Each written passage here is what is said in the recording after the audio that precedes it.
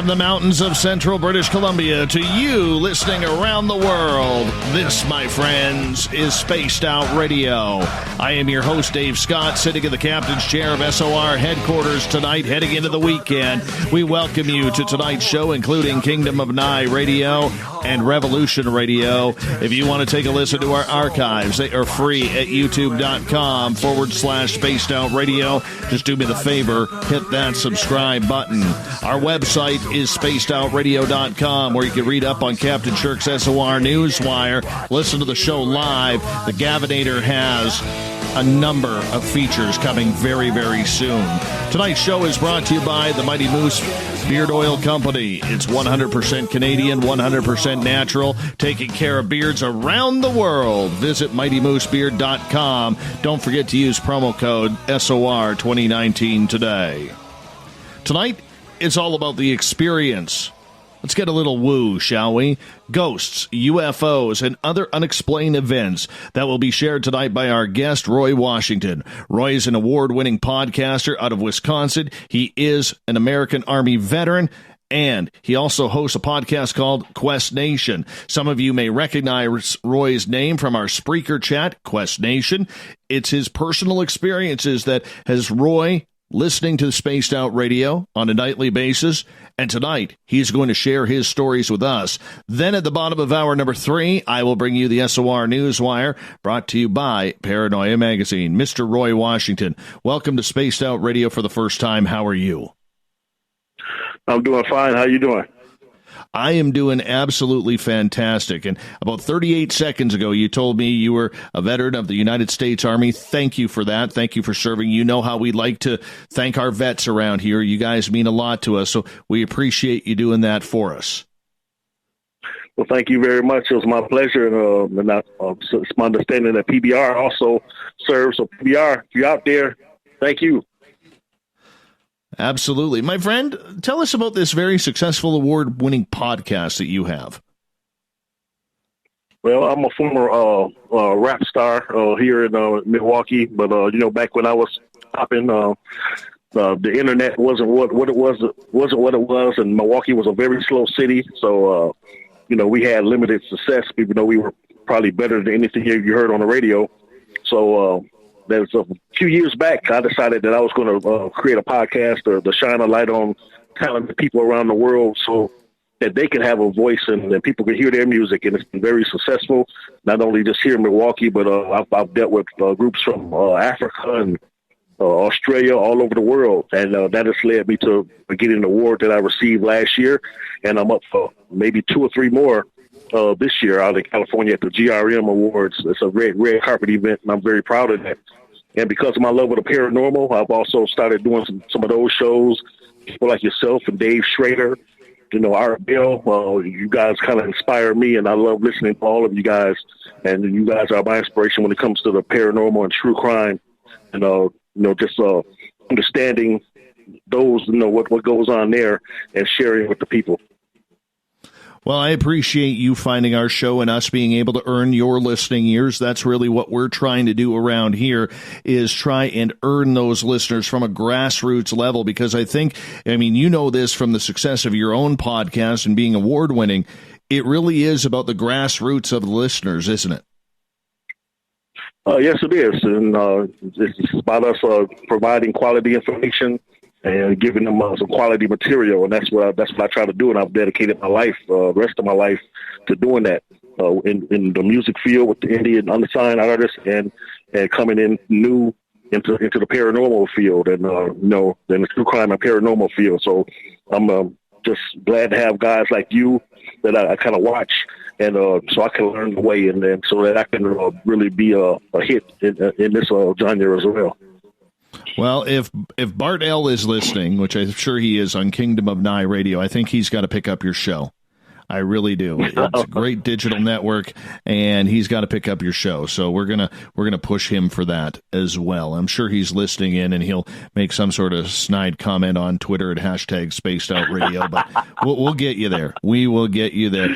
Hey, just out of curiosity, when did you start paying attention to the paranormal?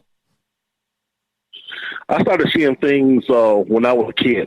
I used to see see things in my room. I don't know if it was my mind playing tricks on me or what, but be laying in bed and I would see like faces on the curtains, or it seemed like there was something in my closet and everything. So I had some crazy nights sneaking into my dad's room, and it used to take me maybe 2 hours to get in there because he had the floor that kind of squeaked. And I didn't want him to wake up and tell me to go back in my room. So it took me maybe 2 hours to try to get in bed with him. But I used to have some times when I was really scared to be in my room by myself because I was seeing things, and so I'd sneak into bed with him. So when you were doing that, you had that natural fear as a child, trying to figure out what was going on. Was it the boogeyman that was chasing you down, that we all get warned if we don't go to bed on time, or did you think that this was real phenomena? Well, maybe it was a combination of both, because I was always I know when I seen the movie The Exorcist, that really changed my life, and I seen The Exorcist and the Empathy. So I think that even to the day, I cannot sleep in a room that's pitch black if I'm by myself. I have to have a TV light on or something, because I just feel that there's something around me, and I just can't be in a pitch black room by myself. So I think that's what happened when I started watching scary movies and everything. But like I said, maybe I had a little sensitive to me as well, because I used to see things. And I know the basement was a terrible thing for me. Mom would make me go down in the basement, and we had a crazy set up basement. It was you come down there, you turn on the lights to light up the front part of the basement, but the second half of the basement was pitch black, and you couldn't see back there. And I always felt like there was probably something or someone back there. So I had a dog named Pinky that I named after Pinky Testament of grief. She was a beast. And every time I had to go in the basement to get something, I'd let her in from the backyard. I think she already knew what to do. Fly down the stairs and make that circle all the way through the basement, make sure everything was clear for me. But yeah, I've always kind of had a sense that there was something else, and I guess I'm talking about the paranormal now. There's another side, and as a kid, I really didn't know how to deal with that. But as I've grown up now, I'm learning. Like I just told you, listening to shows like yours and Coast to Coast, I'm learning more and more about what I'm experiencing and what I'm seeing. I do have to say this, man, because when you say that you can't sleep to this day because you're a little paranoid of sleeping in the dark or going in the basements, it's the same thing. And I'm sure you've heard me say, like when I'm in a swimming pool and nobody else is in that pool, I hear the Jaws music. If I'm out fishing, I remember being out fishing in the river with my buddies, and all of a sudden maybe they'd get snagged up and they got to go back on shore and retie a hook, and I'm, waist deep in my waders, fishing away. All of a sudden I hear, dun it, dun it, dun it. I'm out. The only reason why I'm standing in the river, I pull back about, till the water's maybe at my ankles instead of my waist, because I hear that Jaws music. My sisters still laugh that I am paranoid of Jaws because I was like 7 years old when they sat me on the couch. Mom and Dad were out, and they sat me on the couch to watch Jaws with them. And, because my sisters were 7 and 10 years older than me, they liked that kind of stuff. They were in their teenage years, whereas I'm still a child and impressionable. Right. And Jaws has always stuck with me. Old Dave doesn't go in the ocean, man. I'm a meal. I'm not one of these little appetizers that some people are. I am a meal. All right. And there is no way that I am given any great white, whether it's in the fresh water of a swimming pool or it is, in the ocean. They ain't getting that opportunity, man. They ain't getting that opportunity. Right. They're not going to have a toothpick picking their teeth off of me. No, not at all. Oh, yeah. No. I feel the same way that you feel. Oh, man. Hey, a friend of mine, when he first seen the movie The Birds, and right after coming from seeing that movie, heading back home, there was a big flock of birds circling around the top of a steeple on the church. And he said it scared the daylights out of him. He just took off running, and now till today. If there's a big pack of birds somewhere, he freaks out. Well, he wouldn't have liked my backyard yesterday because I had a murder of crows all in the trees in my backyard going crazy. I was looking in my backyard to see if there was any carcass like of a deer or a rabbit or something, and there wasn't. They were just hanging out being a little bit loud, shall we say. Right. They were loud. But yeah. So when it comes to the paranormal, what has you, outside of your own personal experiences, what has you believing in this? What has you thinking that there truly is something going on? Outside of because I've had some experiences. What you say, outside of my experiences? Yeah, outside of them. Well, just knowing, like I said, seeing a movie like the Entity and knowing that was based on a true story. I've seen demonic possession. I don't think I've told you guys, but I've hinted about the story of when I was growing up in church. I was probably a young guy. Well, I mentioned it on When Your Father Today, but that was just a little hint to it. But there was this lady. She used to come to our church. You would maybe see her maybe 2 or 3 Sundays in a row. Then you would see her for maybe 6, 7 months. Then all of a sudden she'd come back. The scariest woman I've ever seen in my life. She was her skin was so black and her eyes kind of glowed. And she would come and she would sit on the front pew. That's usually where deacons sit. She would sit there.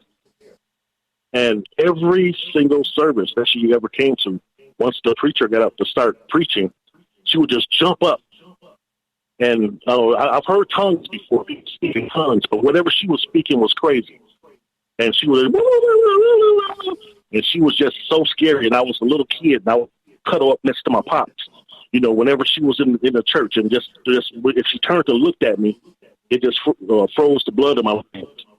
But the one day that I really knew it was something crazy about her, she came into the church. She had her daughter. She brought her daughter probably maybe once or twice before. You could tell her daughter was special needs. Daughter was probably maybe 16 years old, and they sat there on the front pew. And when the preacher started preaching, they began tongue kissing, French kissing. I mean, going at it deep for maybe 20. The whole church is just gasping, looking at them. And so for somebody to bring those kind of antics into the church house, I knew that there was, there had to be something else.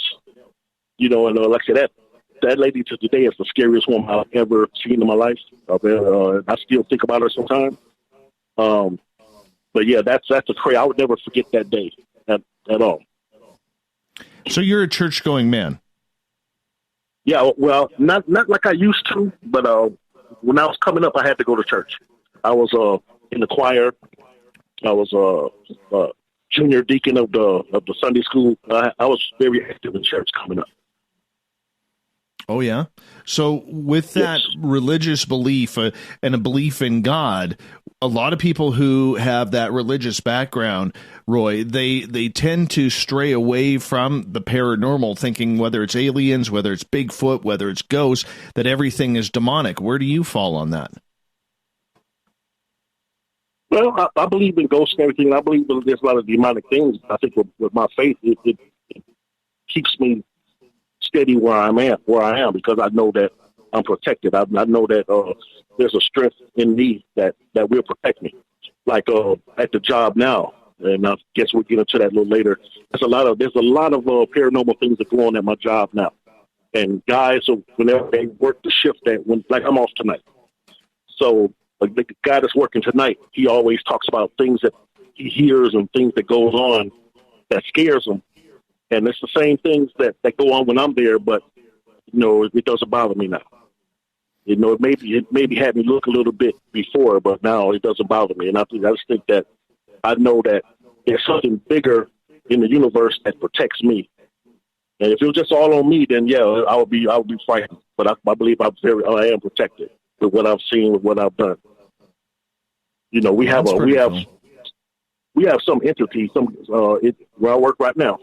I don't know if he used to be a janitor or something. We hear someone died in that building years ago, but you can hear how a janitor would have their keys on the key ring and they're walking. You can hear the ching ching. You can hear this guy, the keys. making his rounds throughout the building. And this is late at night. After you guys have went off the air, and it's like 3 in the morning, my time, and I'm still there at 6 in the morning. And I'm hearing this. Or one of our guards was in the freight by himself, and he heard someone coughing behind him, right behind him, but nobody else was on the freight elevator with him. Or I've been walking through the towers and have making sure the suites are locked, and maybe there's one unlocked, so I got to go downstairs to get the key and come back up to lock that particular suite. When I come back up, it's locked. No way it can lock itself. So there's a lot of little slight things, and some of the ladies who work there, the night crew, they like it when I'm there because I turn the lights on in the towers for them, because the lights go off at a certain time and it's a little darker on the floors as they're cleaning. But I'll turn it on for them. But tonight, I guess they're probably cleaning in the dimness, when they hate when I'm not there. But they've heard somebody whistling, but nobody else is on the floor with them. I've heard that whistle myself. And one night, this recently happened a couple of weeks ago. The ladies, when they're leaving at 2 in the morning, there's 2 of them that was waiting for one of them's son to come and pick them up. He pulls up, so when they get to the car, he's like, "Who was that guy standing behind you guys?" And he had his arm around both of you guys. Oh, wasn't nobody standing behind us? Just me and just us two. Wow, I seen a guy standing behind the 2 of you. He had his hands on both your shoulders. So we have some things going on where I work right now. How do the employees feel about working in a haunted building? They just, it's changed the stories. I think, during the day when there's a lot of people in the building, it's a different type of thing. But when it gets to my shift, when it's 2, 3 o'clock in the morning, 4 in the morning, it's a different thing. And I'm there all by myself after the cleaning people leave. I listen to you guys. You guys come on at 11 o'clock my time, and I've got company there. But once you guys go off, you guys go off around the time that they're leaving. So then I'm there by myself. So when you're by yourself, it's a totally different scenario. So in other words, we got to turn up the woo for you, so that way you get a little spooked out when we go off the air and you're hanging out at work by yourself with all the ghosts. Yeah, you've done that a couple of times, and last night was one of those times when you're talking about serial killers. Like I said, I've always been fascinated with why they do what they do, and I've had a couple of instances where I'm lucky to be here. Well, so, I want to get into that because we only got about 4.5 minutes before we go to break, and we can talk about that, and we'll get into more of the paranormal stories as well. But as we get our audience familiar with you a little bit here, in the end, what do you think is going on? Whether it's ghosts, whether it's your own phenomena, what is going on around you? Why do you think you are seeing these things happen? I guess because as of the last couple of years, I've really started to become more and more of a paranormal fan and getting into the paranormal world. Like I had Katrina Wyman on, and I've talked to her, and I think someone told me that I'm sensitive. And I never thought of it that way, but maybe I am. Because I see ghosts, I see things, and so maybe I am sensitive. So. And I don't know, maybe God wants to use me in a different type of way, in a certain type of way. I've teamed up with Archbishop James Cloud, and I don't know what's in store for me down the line, but I feel like it's something big. So that's a question I can't really answer that 100% right now, but maybe down the line I will be able to answer that. But I think there's something going on. Do you believe then, without trying to sound punny here, that you are on a quest for yourself? Yes, I am on a quest. That's why I named my show The Quest. I'm on the quest to just try and help other people, to try and bring light to other people's lives. I worked in the school system for maybe 12 years. So I run into a lot of young people, and a lot of those young people now are grown and have kids and have families of their own, but they still come to me for advice and things like that. So I found a calling once I worked in the school system to bring light and life to other people. You know, because I want, when I'm going from here, I want my life to have meant something to other people. You know, so I want to leave a legacy. So that's basically where I'm at, Dave. So with the fact that you were on this quest to try and figure out what's going on paranormally around you, do you feel for yourself that since you have had these experiences and that you are a believer in what's going on, that you're closer to answers, or are you just getting started? I think with me, I'm just getting started. I'm just warming up. I'm just not learning. Like I said, you know, you have to have people that you look up to that you can strive to reach their level. You know, when I see you and Dave Schrader, people like that, that's what's helping me to get revved up and to reach another level. So this time next year, I'm at a totally different level. And so as I keep going on, I'll be able to reach more people and do more. Just not just a paranormal, but a skill as far as these young rockers out here, these singers, the people who don't have the same opportunities as some people that's in bigger markets. You know, just wherever I'm called to go, that's where I want to go, and I want to be effective doing that. So I don't blame you. Thank you, man. Thank you. No, I appreciate it. The day I discovered Spaced Out Radio was a blessing for me. When my friend from Girls First Ghost, Charlotte Harding, was on, that was a blessing. Yes. You know, and I was hooked ever since. Yeah, Charlotte Harding, what a brilliant woman she is in the paranormal. That is for sure. From Girls Versus Ghosts. She's like family. She's like family. You know, the whole Girls Versus Ghosts crew is like family. So, I was going to support her. Yeah. Go ahead. No, please. Yeah, so when she came on your show, I was going to support her, and I clicked on, and the people in the chat room, everybody was so. You got some awesome people in the chat room.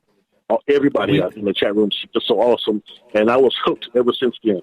And every day I look forward to 11 o'clock my time. Well, we look forward to having you here as well. And we're going to get into a lot more of your stories coming up here, because we're going to get into some big-time detail on what's going on in your paranormal life, what you have experienced, and we're going to get some experiences in. That's what it's all about. Friday night is all about trying to turn the woo up here. So we got a job to do here, Roy. We got a big job to do. You're going to share yours. I'm going to share mine, because I know there's a bunch of new listeners who are like, well, who is this Dave guy? What the heck is he talking about the paranormal? I want to hear some stories. So we're going to get into that tonight, my friend. Roy Washington is our guest tonight on Spaced Out Radio. Quest Nation is his award-winning podcast. We'll be back with the second half hour of Spaced Out Radio coming up.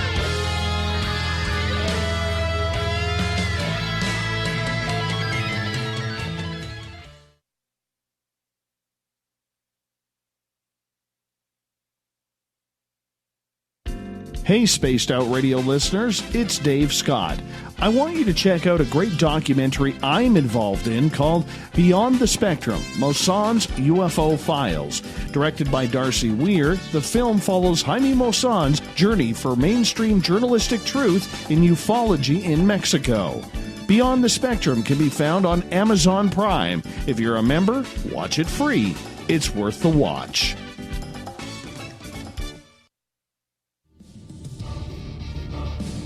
Come get spooked at the 4th Annual Forest Moon Paracon in Cedar-Woolley, Washington, Saturday, September 28th. UFOs, ghosts, aliens, Bigfoot. Speakers include Mike Morin and Jason Jordan, R. Keith Andrews, and Dave Scott from Spaced Out Radio, and so much more. There will be workshops and a VIP roundtable. Get early bird tickets now at fmparacon.com.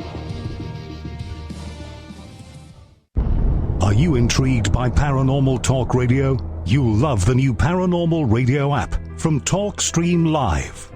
You'll find a great selection of talk shows covering UFOs, ghosts, strange phenomena, and much more. Download the Paranormal Radio app now and start listening to the very best in paranormal talk entertainment, including the network you're listening to right now, the Paranormal Radio app, free in Google Play and the iOS App Store. Looking for the stories of the strange and weird that you will find hard to find anywhere else? Check out the SOR Newswire on our website. Our writers, led by Captain Shirk, are scouring the world for the oddest and most bizarre stories we can find. Everything from weird crime to suspenseful and paranormal. We're working hard for you to bring you the most intriguing news of your day. Check out the SOR Newswire at spacedoutradio.com today. A timepiece is a reflection of who you are, and what better way to show off the real you than with an Escape watch? Escape is a lifestyle brand accessorizing your days and nights. Choose to escape and create the life of discovery that you deserve. Dream, play, unite with your own personalized Escape watch. Head to escapewatches.com. There is no time like the present to enjoy your escape. Use promo code SMF2017 for your 20% discount today. Are you having encounters with the paranormal, supernatural, or ufological that you cannot explain? Look no further than the SOR Sightlines Report, brought to you by the Experiencers Support Association. This is Ryan Stacy, head of the Research Association, TESA. Soon on the Spaced Out Radio website, you'll be able to file your reports and have them researched for you. We are independent and ready to help Spaced Out Radio listeners today. Heading to Vancouver and looking for a night on the town? The Moose Vancouver is the bar that never stops rocking until 2 a.m. every night. The Moose has great food with everything on the menu from $6.95 to $8.95. Fantastic, vibrant staff and rock and roll that will bring you back to when the music was real, the hair was long, and the guitars were rocking. Get your party on at the Moose Vancouver, the official party bar of Spaced Out Radio. Hello, this is your guitar man, Ron Bumblefoot THAL, and I have to tell you, I love the response I get for Little Brother is Watching from Spaced Out Radio fans. It's amazing how music can inspire and make people think deeper about what's going on in the supernatural world. You can head over to my website, bumblefoot.com, to check out my music, my guitar workshops, my touring, even check out some of the hot sauces that I'm working on. And make sure you keep on listening, because with Spaced Out Radio, you know Little Brother is watching. Every night on Spaced Out Radio, we have places for you to hang out. Hi, this is Carl. Join our SOR Space Travelers group on Facebook for live chat. On Twitter, using hashtag Spaced Out Radio. You can also join us in our Spreaker chat room. Check us out on Instagram at Dave Scott SOR. All of our archives are free on YouTube at Spaced Out Radio. By the way, I'll be watching you at your window until you do. Bye! Did you know Spaced Out Radio runs 7 days a week? Hi there, this is Tessa Nicole Thomas, and I'm here to take you on a paranormal journey each Saturday and Sunday night. Why change the station when you have it all right here? Together, we'll hang out and share some strange and scary stories. And don't forget, we have Psychic Sundays as well, so come tune in Spaced Out Weekend. We get going at 9 p.m. Pacific, midnight Eastern, only at spacedoutradio.com, where we own the night. From the heartlands of Canada to beards around the world, we know how to take care of you. Fill your follicles with the Mighty Moose Beard Oil. All our oils and balms are handmade and 100% natural ingredients because we care about your beard. And hey, use the promo code SOR2019 and get your Mighty Moose Beard Oil today. You can check us out on our website, mightymoosebeard.com.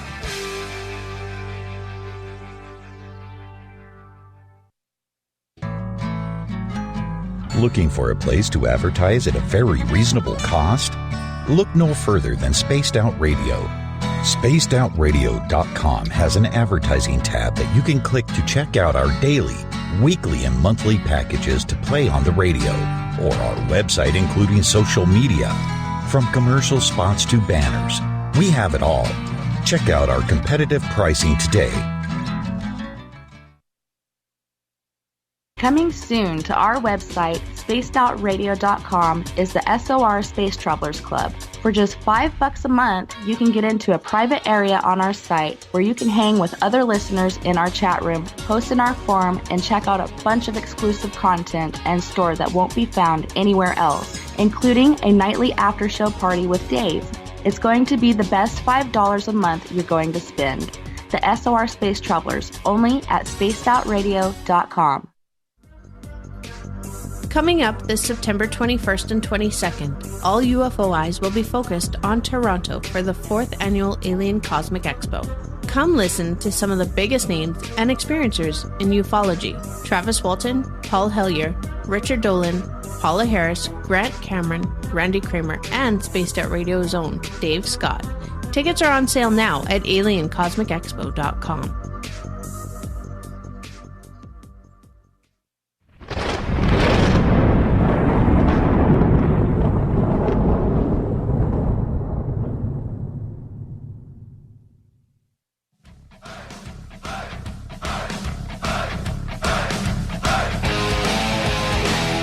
Welcome back to the second half hour of Spaced Out Radio. Tonight, I am your host, Dave Scott, sitting in the captain's chair of SOR headquarters with Bigfoot Smith hanging out with me tonight, live in the studio while we interview Roy Washington.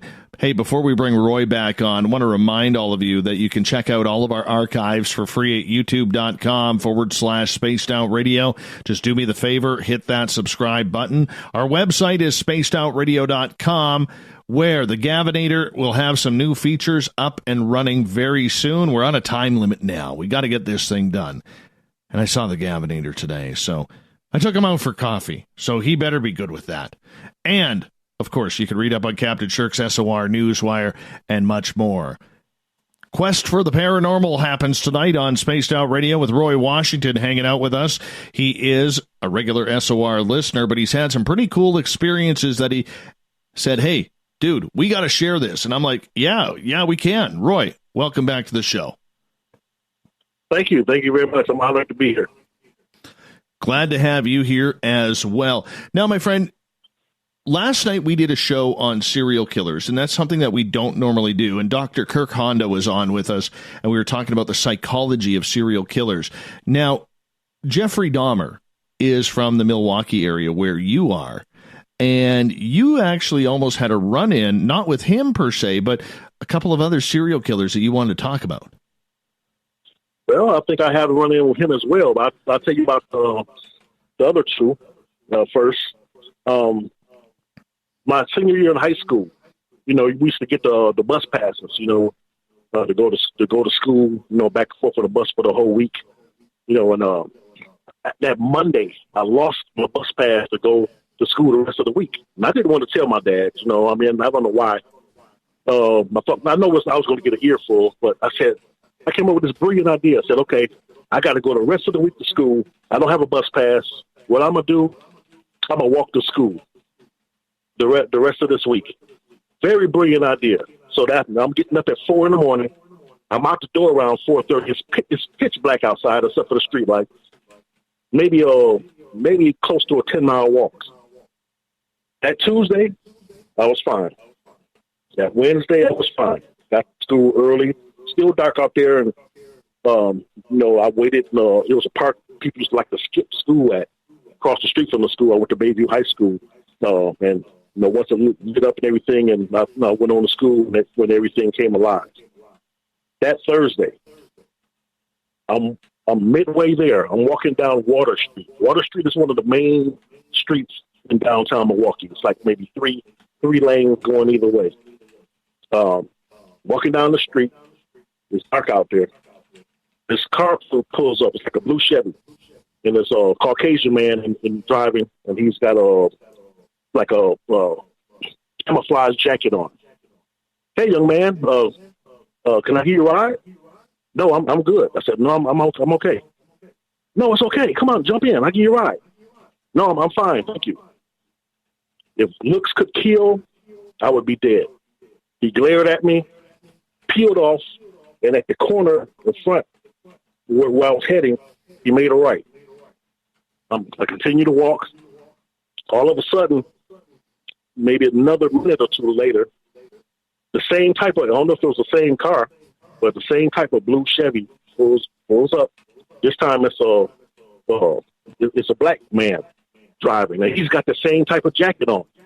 He doesn't say anything to me, but he's glaring at me, and he's driving real slow with the pace that I'm walking.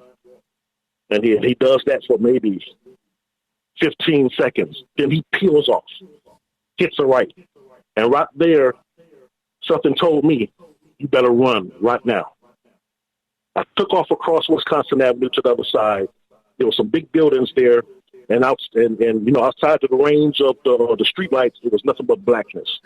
I ran into that blackness, and I was in like a shipping yard where there was where you could tell trucks back up and pull in and everything, and there was pallets all over the place, maybe 20 stacks of pallets, like 12 to 13 high. I got behind one of those pallets, and as soon as I was back behind there, I seen that car come on back around down the street. And all of a sudden, they pulled off angry, like the driver said, where the hell did he go? And I could hear them, because it's still early, and it's not much sound out there in the downtown area. So I could hear them peeling, speeding up and down the streets as if they was looking for me. Because I truly believe that third time, it wasn't going to be a no. I was going to have to fight or run for my life. I watched them come back around 2 or 3 times. And after about 10 minutes of that madness, I guess they gave up the mission. They said, oh, we lost them. But I stayed right where I was until, the dawn kind of broke, got a little light outside, and you started to see a bus and some traffic. Then that's when I came out, and I walked the rest of the way to school. And I didn't have to do it the next day. Somebody blessed me with a bus ticket or something. I was going to tell my dad I wasn't going to do that again. But because I ran into these guys, because I took matters into my own hands and I didn't communicate with my pops, and for that I almost paid a price. And this is almost around the time when the Atlanta child murders was happening down there. So I could have been floating in a river somewhere. But if I didn't take off right when that voice said you better leave right now, I may not be talking to you. So there was these guys. How old were you when this was happening? I was a senior, so I'm about 17. I was a senior in high school. Oh wow! So you were old enough and mindful enough to know the situation that was happening. Yeah, well, yeah. When the guy the first guy pulled off, I was thinking, okay, well, I don't know what was his deal, but guy tried to pick me up or whatever. I could tell he was upset that I didn't accept his invitation. But when that second car came around, same type of car, and a black guy in there, but with the same type of camouflage jacket, and he just looked at me and just drove slowly along my pace, looking at me. And when he peeled off, I knew I was in trouble. And that's when that inner voice said, you better get out of here right now. Wow. Creepy. What made you listen to that inner voice? Because a lot of people don't listen to that. Well, like I said, when the second car came around, I knew this was more than just somebody offering me a ride. There was somebody else coming around to give me, maybe sizing me up. I was a pretty nice sized kid. Maybe sizing me up, giving me another look. And I think that third time around, it maybe would have been more than one in the car. So I just think that's just, we all have that spidey sense inside us that tells you when something's not right. If me and you are walking down the street and, I'm just a regular guy just going where I'm going, you may not get no feeling as we pass each other. But if there's something going on with me, if I've got something on the inside of me that's not right, I really believe there's a spidey sense inside of you that say, hold on, what's up with this guy here? Let me be a little careful. And now I think that's God looking out for us. And I just think that was just straight God looking out for me, saying, all right, kid, you see what's going on, you better run right now and get out of sight. And I was obedient, and I ran, and I got out of sight, and true enough, they came back around, and I was gone, and they were pissed, and they took off all over the place looking for me. I could hear them burning rubber, everything, turning corners, looking for me. That third time, it wasn't going to be no negotiation. It was going to be a fight for my life. Mm-hmm. Did you tell anybody about that? Did you call police? No, I didn't. No, I didn't. And then, if my pops had found out about that, he'd have killed me. He'd have really been so upset. My pops and my moms, they'd have been so upset. Oh, that's right. Yes. Yeah. So I got out of that one. He went to his grave with never knowing that one. But like I said, if I wasn't blessed with those bus tickets once I got to school, something happened to somebody gave it to me. That last day, Friday, I would have been like, hey, Dad, I need some money to go to school this morning, So The next day, I went to school with my friends, regular, just like a regular day. But I put myself in that danger about that, and so I tell anybody, especially young people, talk to your parents. Sometimes you think you got the answers, and you do something. That was crazy for me to do that. Getting up at that time in the morning, walking. Mm-hmm. I mean, were those guys watching me? Did they scout me out on Wednesday and then say, "Oh, you may come back Thursday" or whatever? You don't know who's watching you. And to be a young kid out that type of morning, walking that distance, that was just crazy for me to do. But I'm just thankful that I was spared, and I'm here now talking with you guys. Well, that's good to know. Hey, my friend, you also said that you may have had a run-in with Jeffrey Dahmer. Yeah. My daughter, my oldest daughter, she was a young kid then, and her mother was friends with this young lady, and this one Saturday they had to go to work, and a couple of times I would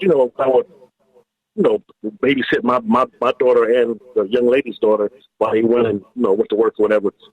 This time they asked me to do it over at her name's Wendy, over Wendy's house. So I'm at Wendy's apartment. They go to work. It's real early in the morning, real early. So one thing I used to do, the kids are asleep, but one thing I used to do, and I think I used to stay in really good shape doing this, but it was just something, I love music so much. I'd go through my CD collection and, pulling out, Fleetwood Mac, Kiss, the Isley Brothers, and I'm grabbing a microphone, something I'm using as a microphone, like a hairbrush or a remote control, and I'm singing and dancing, and I'm imagining, thousands of people just screaming. I used to get into music like that, and I'm dancing and grab a broom, act like I'm playing a guitar. That's how I used to enjoy my music. And she had a pretty good CD collection. So, I see a Slick Rick and Keith Sweat. Okay, I'm having a good time. Kids asleep. I'm jamming, enjoying her music collection, having a good time. Maybe about 20 to 25 minutes in, I get we talk about that spidey sense again. I get a feeling something don't feel right. And she had a big picture. I turned and look, and somebody in the other apartment across the alley had been watching me. So when I turned to look, they ducked behind, they ducked out the way. And automatically I could feel evil. Like I said, the spidey sense is real. I could feel evil right then, and it hit me. So then I ducked. I ran to the side. So I'm peeking out. And when I peek out, they were already peeking out, and they ducked back. They come back out, then I ducked back. We did that for about 5 minutes. And I could tell that whatever that was evil that was looking at me. So this big picture window, it didn't go all the way to the floor, but it went kind of low. But, I said, I've got to close this window. But the cord, the close, the curtains was on the other side. So I got on the floor, and I bear crawled. I didn't want them to see me. I don't know how low I got. I bear crawled to the other side and was able to close the curtains. But for the next hour, I was so scared because I thought that whoever was over there was going to come to this building that I was in and knock on the door. And I've got kids here, so I was ready to do whatever to protect those kids. But I could feel that evil. So then, about a year later, the Jeffrey Dahmer story broke. And the building that he lived in was that particular building. The area where his window, his apartment was right there. So there's no question in my mind that was Dahmer looking at me that day while I was just in my own world, jamming away to some music, having a good time. That was him looking at me that day. Oh, that's just creepy. That just sends shivers down my spine, even thinking about that. My goodness. Yeah. My goodness. What was it like? What was it like being an African American man, knowing that in your community, in your area, there were other young men going missing from your town? It was crazy. In a way, it didn't hit me because I'm not part of that community. A lot of those young men were part of the, that community, the gay community or whatever, will, be trying to be politically correct. And I just hang in those circles. But it was crazy. Just like I felt with the Wayne Williams situation. Black kids coming up, in the river, hanging, down in Atlanta. You feel a certain type of way. And really, once the Dahmer story came out, it hit me though because we used to go over there a lot. When Wendy was a big fan of WrestleMania and stuff. So there were times I would go over there, and so who knows? He probably could have tried me, and I wouldn't have went up there on that type of vibe, but maybe hey man, could you help me do this, help me do that, and who knows? So I was around in that area a lot, not knowing that we had a monster out there. And so it was something that was shocking. And then again, like last night, when I mentioned one of my buddies worked with him at Ambrosia Chocolate and said he was just by to himself and everything. And we always had this kind of little joke, because sometimes you get the candy bars with the pecans or nuts in them and stuff. And saying, hey, maybe from that building, there was more than just nuts and stuff in some of that chocolate. Saying what he was doing what he was doing to those unfortunate young men. But yeah, it was very shocking, and knowing that maybe one day I could have really came face to face with him as I was going over there to watch a WrestleMania event or something. Well, and then what? It was creepy in the city because for maybe a couple of weeks, almost a month, people just, I don't know, I don't care what time of the day you went. People were just standing around that building, just looking at it. Because now all of a sudden it's a monument. 2 a.m, 2 p.m, noontime, 5 a.m. You had a crowd of people just staring at that building, and they finally tore it down.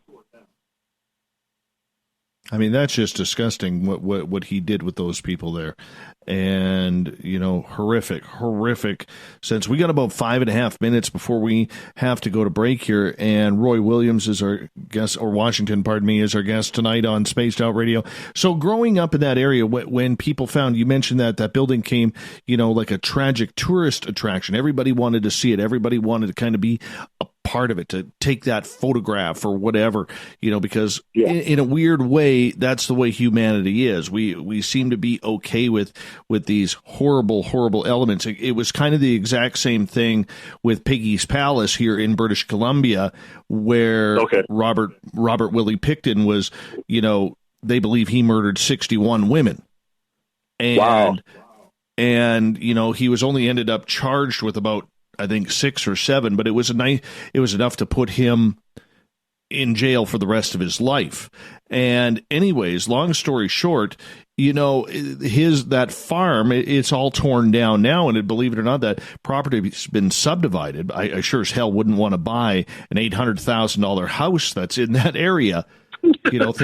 Thinking, my goodness, hey, spend $800,000 and get yourself a haunted house courtesy of Piggy's former palace.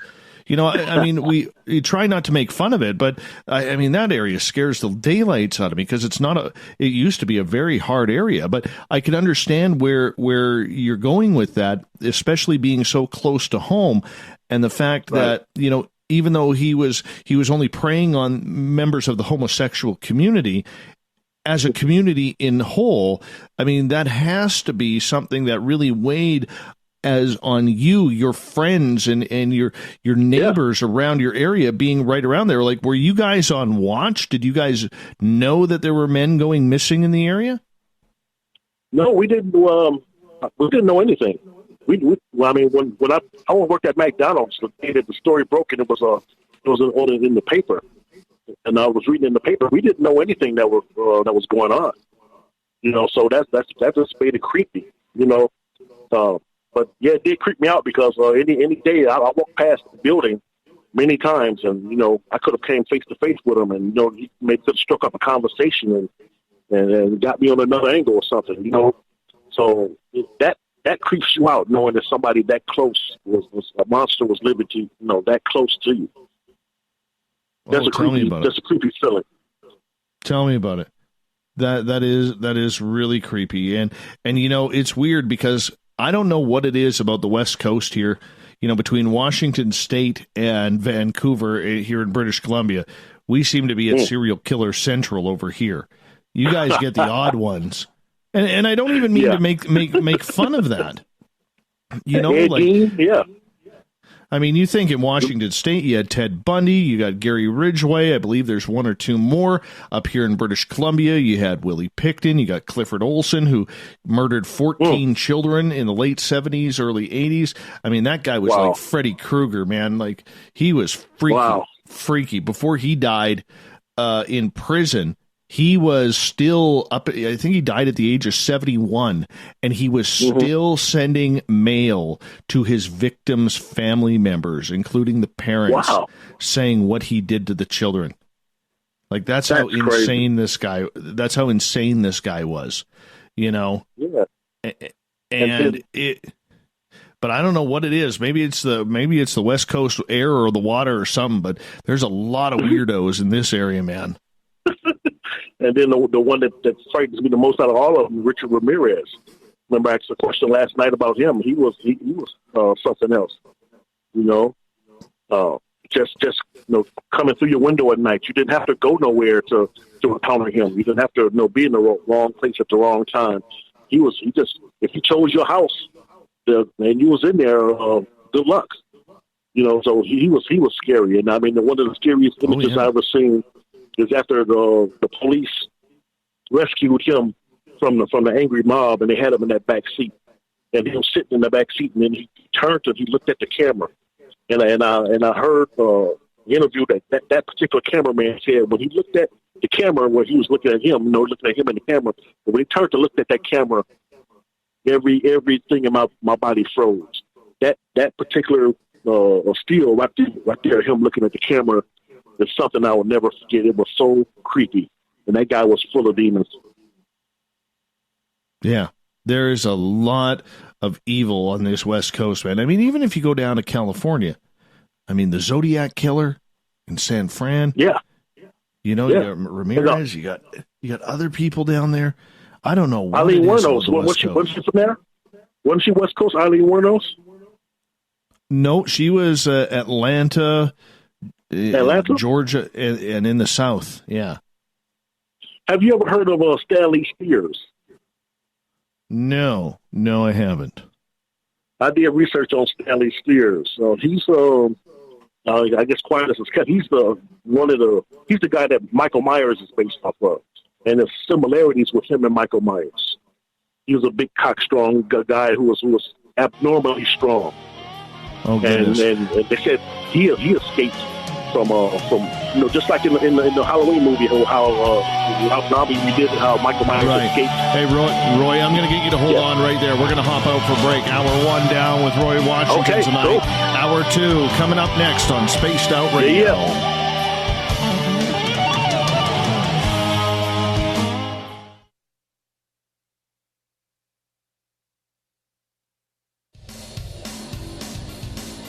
We all know on Spaced Out Radio we love a good beard and mustache, so why not take care of your facial hair with Mighty Moose Beard Oil? Made in Canada, we're taking care of beards and stashes around the world. We use 100% natural ingredients with our oils and balms to make your whiskers feel silky smooth. Use promo code SOR2019 at MightyMooseBeard.com today.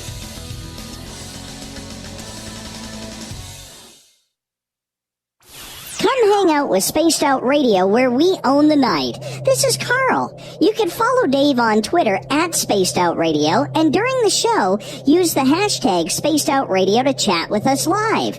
On Instagram, at Dave Scott SOR. On Facebook, give our page a like, Spaced Out Radio Show.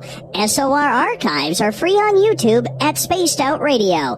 Come join us, or I will come join you. See you at your window.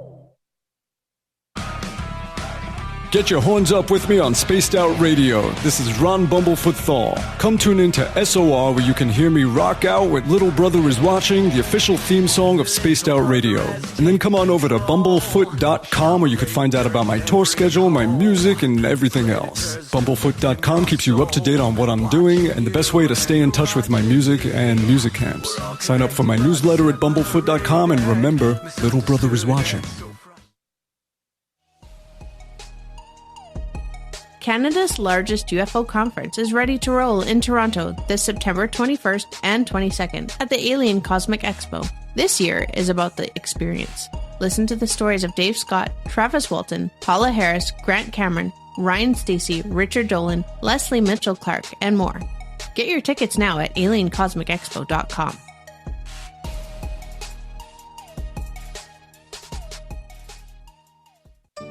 Find your escape where time has no limits. It's about living today and cherishing the heritage of yesterday. A spirit of adventure for what is new with the nostalgia of the past. Your timepiece is a reflection of who you are. Life surrounded by beauty from the world around us to the soul within. EscapeWatches.com. There is no time like the present to enjoy your escape. Use promo code SMF2017 for your 20% discount today. Hey fans, it's Dave Scott. Do I have something for you to check out? A great documentary about legendary Mexican investigative journalist Jaime Maussan and his search for the truth about UFOs. Beyond the Spectrum, Maussan's UFO files can be found on Amazon Prime. It's free to watch if you're a member. You might even hear me in it. So check out Beyond the Spectrum, only on Amazon Prime. The Call of the Wild is in Vancouver. The Moose Vancouver is one of the hottest bars and restaurants in the city. Open until 2 a.m. nightly, the Moose will rock you like a hurricane all night long. Great food with everything on the menu at $6.95 near the corner of Nelson and Granville. Get your horns up and come rock with us. The Moose Vancouver, the official rocking bar of Spaced Out Radio. Visit purpleplates.com today. For over 40 years, the Purple Energy Plates have been delivering amazing results for their many customers. Inspired by the great genius Nikola Tesla, the harmony, healing, and energetic effects of the plates have proven over and over to be beneficial and often miraculous to thousands of customers. Check their site for daily specials and choose from their many energy products. You won't be sorry. Visit them today at purpleplates.com. Are you having encounters with the paranormal, supernatural, or ufological that you cannot explain? Look no further than the SOR Sightlines Report, brought to you by the Experiencers Support Association. This is Ryan Stacey, head of the Research Association, TESA. Soon on the Spaced Out Radio website, you'll be able to file your reports and have them researched for you. We are independent and ready to help Spaced Out Radio listeners today.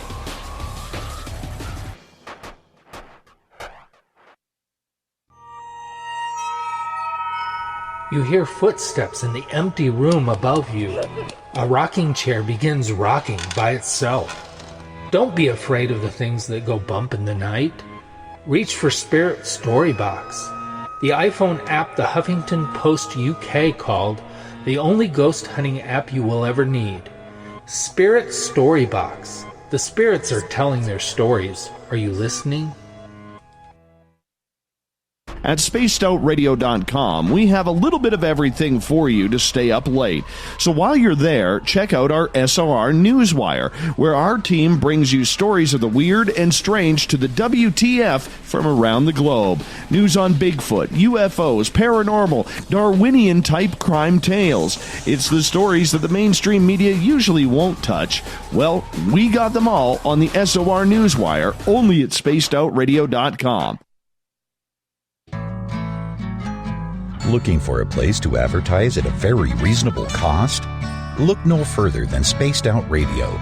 SpacedOutRadio.com has an advertising tab that you can click to check out our daily, weekly, and monthly packages to play on the radio, or our website including social media.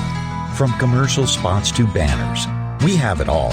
Check out our competitive pricing today.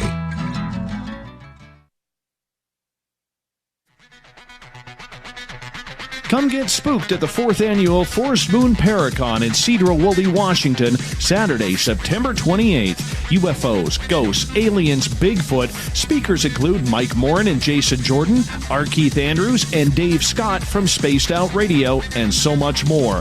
There will be workshops and a VIP roundtable. Get early bird tickets now at fmparacon.com.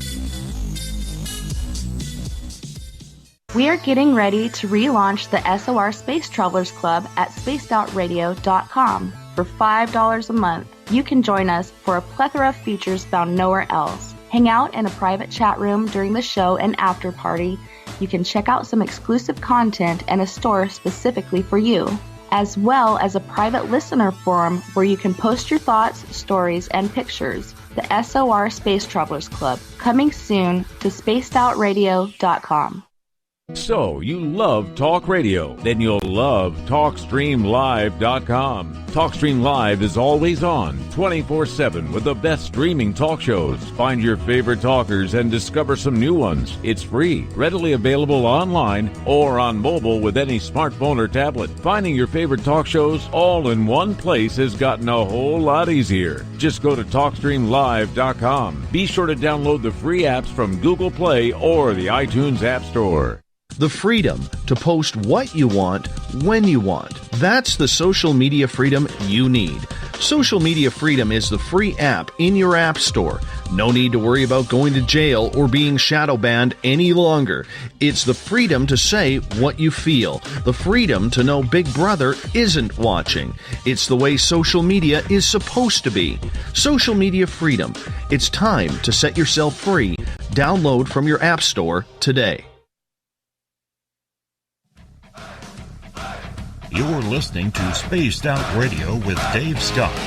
Follow Dave on Twitter at Spaced Out Radio and on Facebook, Spaced Out Radio Show. Welcome back to hour number 2 of Spaced Out Radio. Tonight, I am your host, Dave Scott, sitting in the captain's chair of SOR headquarters. Thank you so much for being with us. We'd like to say thank you to everybody listening in this week on KDNF AM 1560 in Dangerfield, Texas, KDUN AM 1030 in Reedsport, Oregon, down in Ridgecrest, California, KZFX 93.7 FM, WQEE 99.1 FM in Noonan, Georgia. Hi, Ryan and gang, and UPRN 107.7 FM in New Orleans. On the digital side, hi to everyone listening in on Kingdom of Nye Radio and on Revolution Radio. And hey, if you're listening in on Revolution Radio, send some thoughts and prayers to Nighthawk. He's not doing too well, not feeling very well these days, so he could use some love, so make sure you send it that way. Don't forget, all of our archives are free at youtube.com/Spaced Out Radio. Just do me the favor, hit that subscribe button. The Desert Clam has set the password for tonight in the SOR Space Travelers Club, Tetrachus hexahedron. Tetrachus hexahedron is your password. Make sure you use it wisely, Space Travelers, as the Clam sets a password each and every night right here on Spaced Out Radio. Our website is spacedoutradio.com, where you can read up on Captain Shirk's SOR Newswire, listen to the show live. You can also soon see some new features coming. The Gavinator is building those pretty darn quick. Tonight we are talking with Roy Washington. He's on a paranormal quest. He has one of the top podcasts going in North America right now. Quest Nation is what it is. Mr. Quest, welcome back. Thank you. Thank you for having me. I'm having such a good time tonight.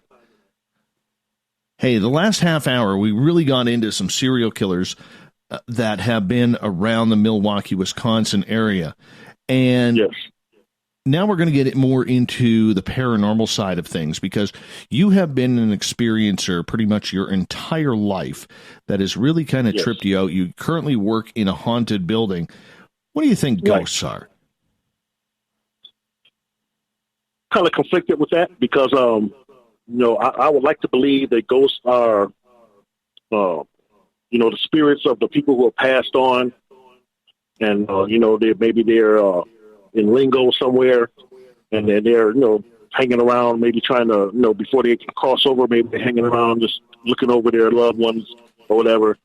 But then, like I told you, I was brought up in a church environment, so I think a lot of pastors would have you to believe that once you pass on, it's not possible for your spirit to come back. And so those must be some other type of spirits or demon or something. So I'm kind of conflicted, but, with me going on my own as a man, my own thoughts, I'm thinking that those are the spirits of those who may not have crossed over as of yet. They're in some kind of limbo or something. So that's what I'm going with right now. So what's the most extreme experience you've had that you cannot explain, maybe to you or to someone very close to you? I worked at this summer car company. I worked on we were in this building for a year, and then we moved on. But that year in that building was crazy. I've never seen so much paranormal activity. It was built on an Indian burial ground, and you kind of hear that a lot now when you have places that have a lot of activity built on burial grounds. But there was a little girl who used to ride a tricycle through there. A little girl who wasn't there, but she was riding a tricycle through there at certain times, and she made a guy one time hit the brakes on the forklift, and he had a big pallet of change, quarters, nickels, dimes, all that fell off, and you had just coins all over the place.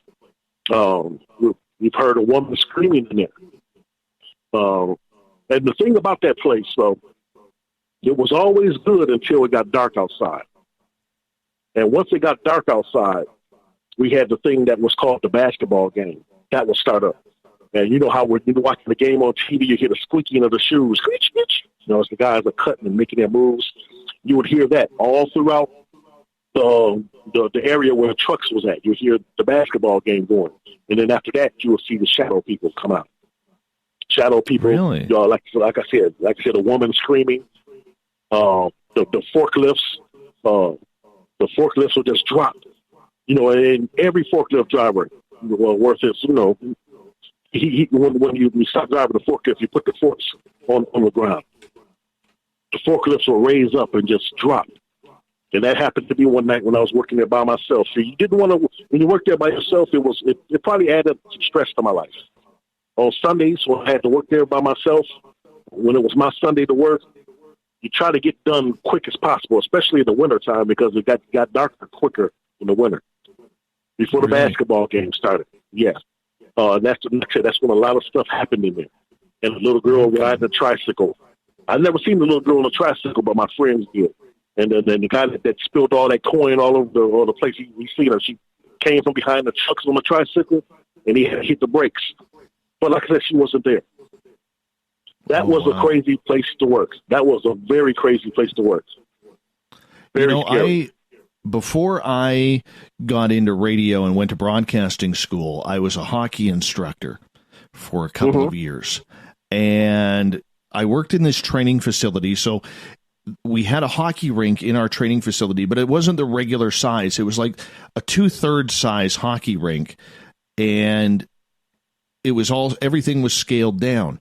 Well, what they did when they built this industrial building area that we were working in, where we put the rink and the training facility in, it was cut out of the side of a hill.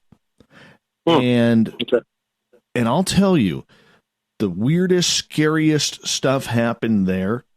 I remember one time, so as a hockey instructor and working there, I also had to drive the Zamboni, which is really cool because I had always wanted to drive one. And I remember one time cleaning the ice, and in the viewing area, you had the viewing area down below at ice level, and then there was a second story there where you could view what was going on in the rink as well. And I remember one time driving the Zamboni, and there was a ghostly apparition of a man standing up at the window on the second floor, and it scared the daylights out of me. Just scared the daylights out of me. But that wasn't the only weird thing. The weirdest ones that I remember from that place was, I remember one time I was cleaning up the dressing rooms, and my cousin, who was my best friend, and his girlfriend were kind of helping me out, saying, "Hey, let's hurry up because we got a bunch of friends at the club tonight. We want to get down there and have a good time. It's already 11:30, and we're trying to get 11 o'clock, and by 11:30 the lineup started, and we were trying to get there before the lineups." and the building had been locked up for about half an hour as I was doing my cleanup. Nobody inside the entire facility except us three. And all of a sudden, we started hearing hockey pucks hitting the boards and the glass. Now, if you grew up in a hockey rink, much like if you're near a basketball court, you've memorized what the sound of a basketball hitting the parquet floor sounds like. You know what I'm saying? You know what that sound is like. Well, hockey pucks against plexiglass or against the boards makes a very distinct sound as well. So here we are, three of us in the dressing room, which is literally about 20 feet from the ice or the entry to the ice. And my cousin goes, "Who's on the ice?" I'm like, "Nobody." Because we all kind of looked at the same time, the three of us. And he's like, "Who's on the ice?" I'm like, "Nobody." So I walk out first because I'm the manager of the building and the only employee there at the time besides these two. They follow me back. I walk out to the gate, open up the gate to look to see who's out on the ice, and there's no one there. Scared the daylights out of it. I was like, done. And, just weird things like that happening all the time. And it was unbelievable. The ice making machine that they had, had never, it was state of the art, it was, how can we put this? There was an explosion from our ice making machine. All right. Explosion. And one day I'm coming back from the bar and I'm driving. I was always designated driver, and I'm driving. My buddies and I were going to Burger King after the bar, and I see the fire trucks all at my work. Pull in there. What's going on? Well, there was an explosion. The ice machine literally blew up. It was the first time in this company's history that one of their machines had blown up. They had never seen that happen before. And now that could be complete coincidence because, it is a manufactured product and, accidents do happen and everything like that. But just with everything weird that happened at that place that continued after we had left and before. Oh, and the other time, I always love to tell this story. I had another guy named Mike helping me out. And we had to pressure wash and clean all of the dressing rooms. We had to do it once every couple of months to make sure that they were sanitized and the showers were sanitized and everything like that. And the showers we did once every few days. And anyways, it's about 11 o'clock, 11:30 at night. And we know we're going to be there till about 2, 3 in the morning, just going spick and span through absolutely everything. And we can still hear people laughing and the sounds like after a hockey game, guys like to have a few beers and they throw their beer cans in the garbage can, and you hear the story. You could hear the guys laughing in the dressing room, and you could hear the tin hitting tin as they threw another beer can into the garbage can. I said to Mike, you know what? We got to get started here. Let's get these guys out of here and move on. And he's like, yeah, not a problem. I'll go get them out. He comes back stone face white and just stunned. And he's like, there's nobody in the dressing rooms. I said, what do you mean there's nobody in the dressing rooms? We were just listening to those guys laughing and the beer cans hitting. He goes, I know. He goes, Dave, there is nobody in the dressing rooms. And for anybody to exit the building, they would have had to pass our office because our office was right beside the front door, the entry door to the building. And they would have had to pass, and nobody did. And all 4 dressing rooms were completely empty. And we both decided, no, we're going to the bar. We are definitely not working in this place tonight. But that was the most haunted building I have ever worked in. And it scared the daylights out of me. And when you work in someplace, because, work is supposed to be safe, Roy. Yes, like you're a security guard. Obviously, you're the next line of defense. But when you go to work is supposed to be safe. It's supposed to be a duty. and especially if you're working nights or the overnight shift, it's supposed to be quiet. There's not supposed to be weird things happening. So when you're on duty as a security guard and you're doing what you do, what's it like when you're the only one there and you're trying to explain to yourself what the heck is going on? Do you even talk about it to your bosses? Yeah, I talk about it, like I said, a lot of things that's going on, it's been going on before I got there, so a lot of people already know about it. So then now me coming on, because I was at that armored car company for like 12, 13 years, got laid off. So I'm still new to this job here, maybe a little over a year in. So they've heard some of those stories, and certain people respond to them differently. But I was a little scared at first. My first month or so, being there by myself, but now I hear things and I may look or something, but I know that I'm protected, so I'm good. And then sometimes now I'm into, when you guys go off, I'm into my work so much, and I might have some music or something playing that it kind of drowns out some of those other little sounds that you might hear. And you know that building well enough to know what is something natural happening in that building and what is not. Yes, most definitely. And then also, sometimes you're when you have buildings that they settle at night, stuff like that. So all that competes in my head, But it's still anytime you're anywhere by yourself, there's no one else there. It takes it to another level, and it puts a little extra chill on it. If something happened, there's nobody there to help me. There's nobody there to even make a call or something to try to get assistance. So that puts extra on it. When I'm sitting there and the whole front of the building is glass, and some creepy guy comes to the door and wants to try to get in and pull it on the door, and I'm like, no, we're closed. You don't know if he could be the next Dahmer or somebody. He looks at me. Absolutely. And then he kind of walks off, but you don't know if he's really leaving the grounds or is he going to try to get in another way or whatever. And if he happens to get in, it's just me and him, and I don't have no help.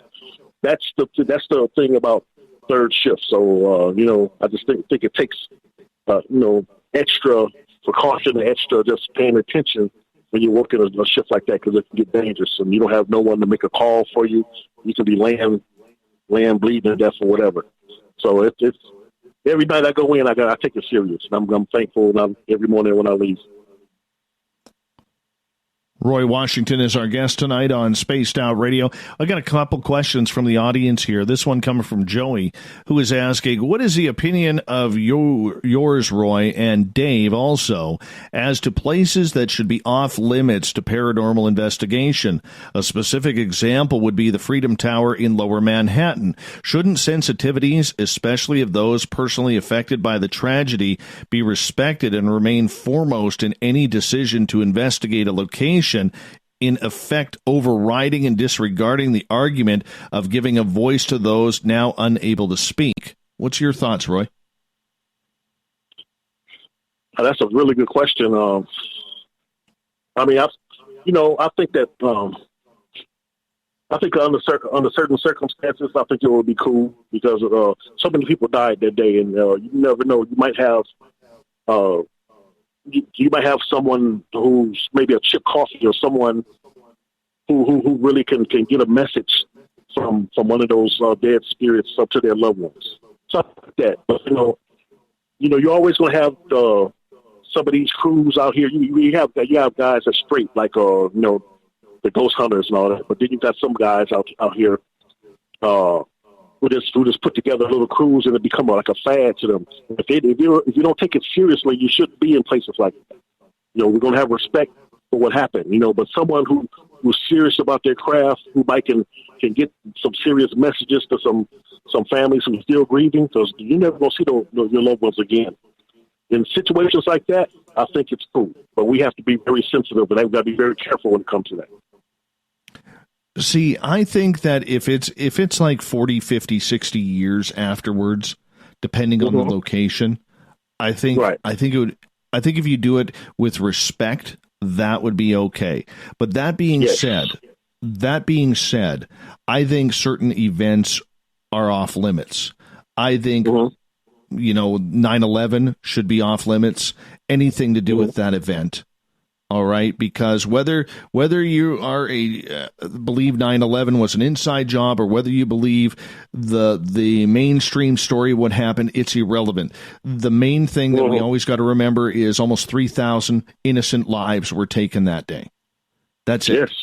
And considering that is the largest death toll in the United States in one single event in history, or in recent modern history, outside of the Civil War, I think that is something that it should be a no-go zone for paranormal events. But we also see it with people like Steve Huff and Huff Paranormal, who go on their ghost box and they believe, that on his YouTube channel he takes a lot of heat for it about, the minute he hears a famous celebrity who passes away, he immediately does a ghost box session with them trying to communicate, says he makes communication from the other side because he believes that the best time to try and communicate with the spirit is within 24 to 48 hours of their passing, and the closer to the time of death, the better. But for a lot of people, including myself,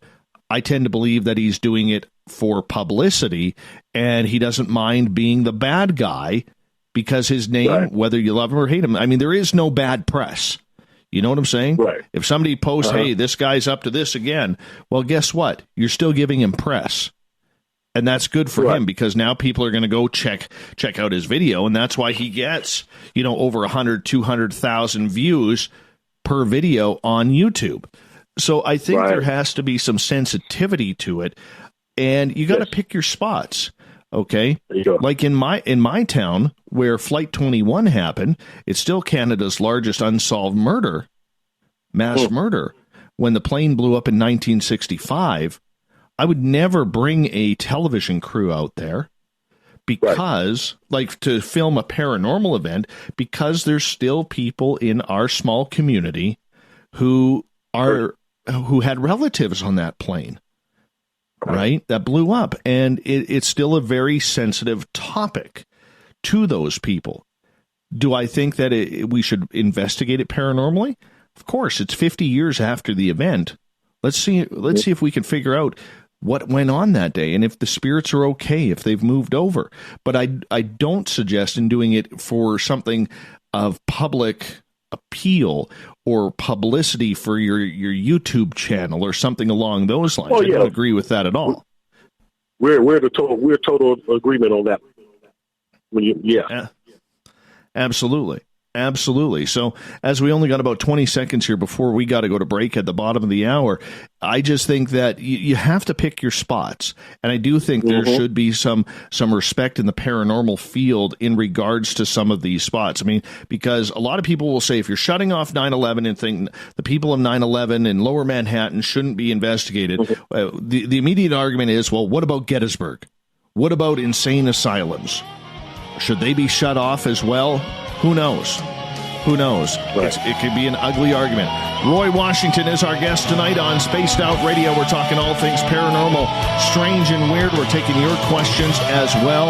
We continue with the second half of the show right after this on Spaced Out Radio.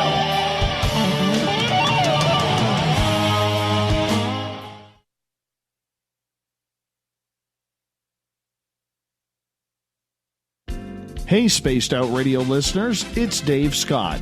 I want you to check out a great documentary I'm involved in called Beyond the Spectrum, Mosson's UFO Files. Directed by Darcy Weir, the film follows Jaime Mosson's journey for mainstream journalistic truth in ufology in Mexico. Beyond the Spectrum can be found on Amazon Prime. If you're a member, watch it free. It's worth the watch. Coming up this September 21st and 22nd, all UFO eyes will be focused on Toronto for the 4th Annual Alien Cosmic Expo.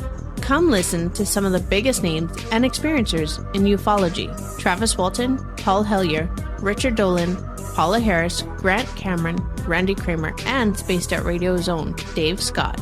Tickets are on sale now at aliencosmicexpo.com.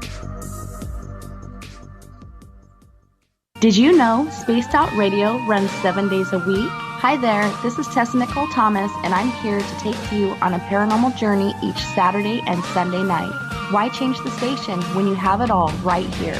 Together, we'll hang out and share some strange and scary stories. And don't forget, we have Psychic Sundays as well, so come tune in Spaced Out Weekend. We get going at 9 p.m. Pacific, midnight Eastern, only at spacedoutradio.com, where we own the night. A timepiece is a reflection of who you are, and what better way to show off the real you than with an Escape watch? Escape is a lifestyle brand accessorizing your days and nights. Choose to escape and create the life of discovery that you deserve. Dream, play, unite with your own personalized Escape watch. Head to escapewatches.com. There is no time like the present to enjoy your escape. Use promo code SMF2017 for your 20% discount today. From the heartlands of Canada to beards around the world, we know how to take care of you. Fill your follicles with the Mighty Moose Beard Oil. All our oils and balms are handmade and 100% natural ingredients because we care about your beard. And hey, use the promo code SOR2019 and get your Mighty Moose Beard Oil today. You can check us out on our website, mightymoosebeard.com.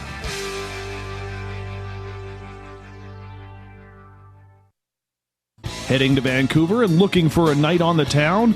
The Moose Vancouver is the bar that never stops rocking until 2 a.m. every night. The Moose has great food with everything on the menu from $6.95 to $8.95. Fantastic, vibrant staff and rock and roll that will bring you back to when the music was real, the hair was long, and the guitars were rocking. Get your party on at the Moose Vancouver, the official party bar of Spaced Out Radio. Are you intrigued by Paranormal Talk Radio? You'll love the new Paranormal Radio app from TalkStream Live. You'll find a great selection of talk shows covering UFOs, ghosts, strange phenomena, and much more. Download the Paranormal Radio app now and start listening to the very best in paranormal talk entertainment, including the network you're listening to right now, the Paranormal Radio app, free in Google Play and the iOS App Store. Every night on Spaced Out Radio, we have places for you to hang out. Hi, this is Carl. Join our SOR Space Travelers group on Facebook for live chat. On Twitter, using hashtag Spaced Out Radio, you can also join us in our Spreaker chat room. Check us out on Instagram at Dave Scott SOR. All of our archives are free on YouTube at Spaced Out Radio. By the way, I'll be watching you at your window until you do. Bye! Hello, this is your guitar man, Ron Bumblefoot THAL, and I have to tell you, I love the response I get for Little Brother is Watching from Spaced Out Radio fans. It's amazing how music can inspire and make people think deeper about what's going on in the supernatural world. You can head over to my website, bumblefoot.com, to check out my music, my guitar workshops, my touring, even check out some of the hot sauces that I'm working on. And make sure you keep on listening, because with Spaced Out Radio, you know Little Brother is watching. Looking for the stories of the strange and weird that you will find hard to find anywhere else? Check out the SOR Newswire on our website. Our writers, led by Captain Shirk, are scouring the world for the oddest and most bizarre stories we can find. Everything from weird crime to suspenseful and paranormal. We're working hard for you to bring you the most intriguing news of your day. Check out the SOR Newswire at spacedoutradio.com today. Are you having encounters with the paranormal, supernatural, or ufological that you cannot explain? Look no further than the SOR Sightlines Report, brought to you by the Experiencers Support Association. This is Ryan Stacy, head of the Research Association, TESSA. Soon on the Spaced Out Radio website, you'll be able to file your reports and have them researched for you. We are independent and ready to help Spaced Out Radio listeners today.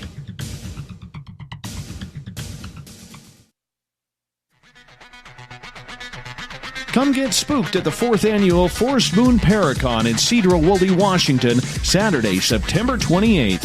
UFOs, ghosts, aliens, Bigfoot. Speakers include Mike Morin and Jason Jordan, R. Keith Andrews, and Dave Scott from Spaced Out Radio, and so much more. There will be workshops and a VIP roundtable. Get early bird tickets now at fmparacon.com.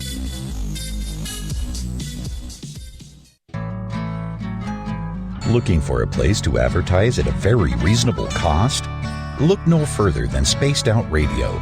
SpacedOutRadio.com has an advertising tab that you can click to check out our daily, weekly, and monthly packages to play on the radio, or our website including social media. From commercial spots to banners, we have it all. Check out our competitive pricing today.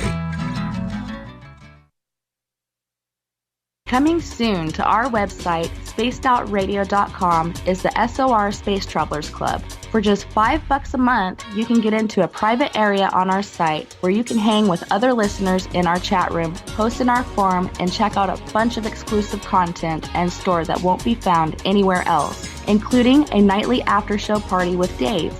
It's going to be the best $5 a month you're going to spend. The SOR Space Travelers, only at spacedoutradio.com.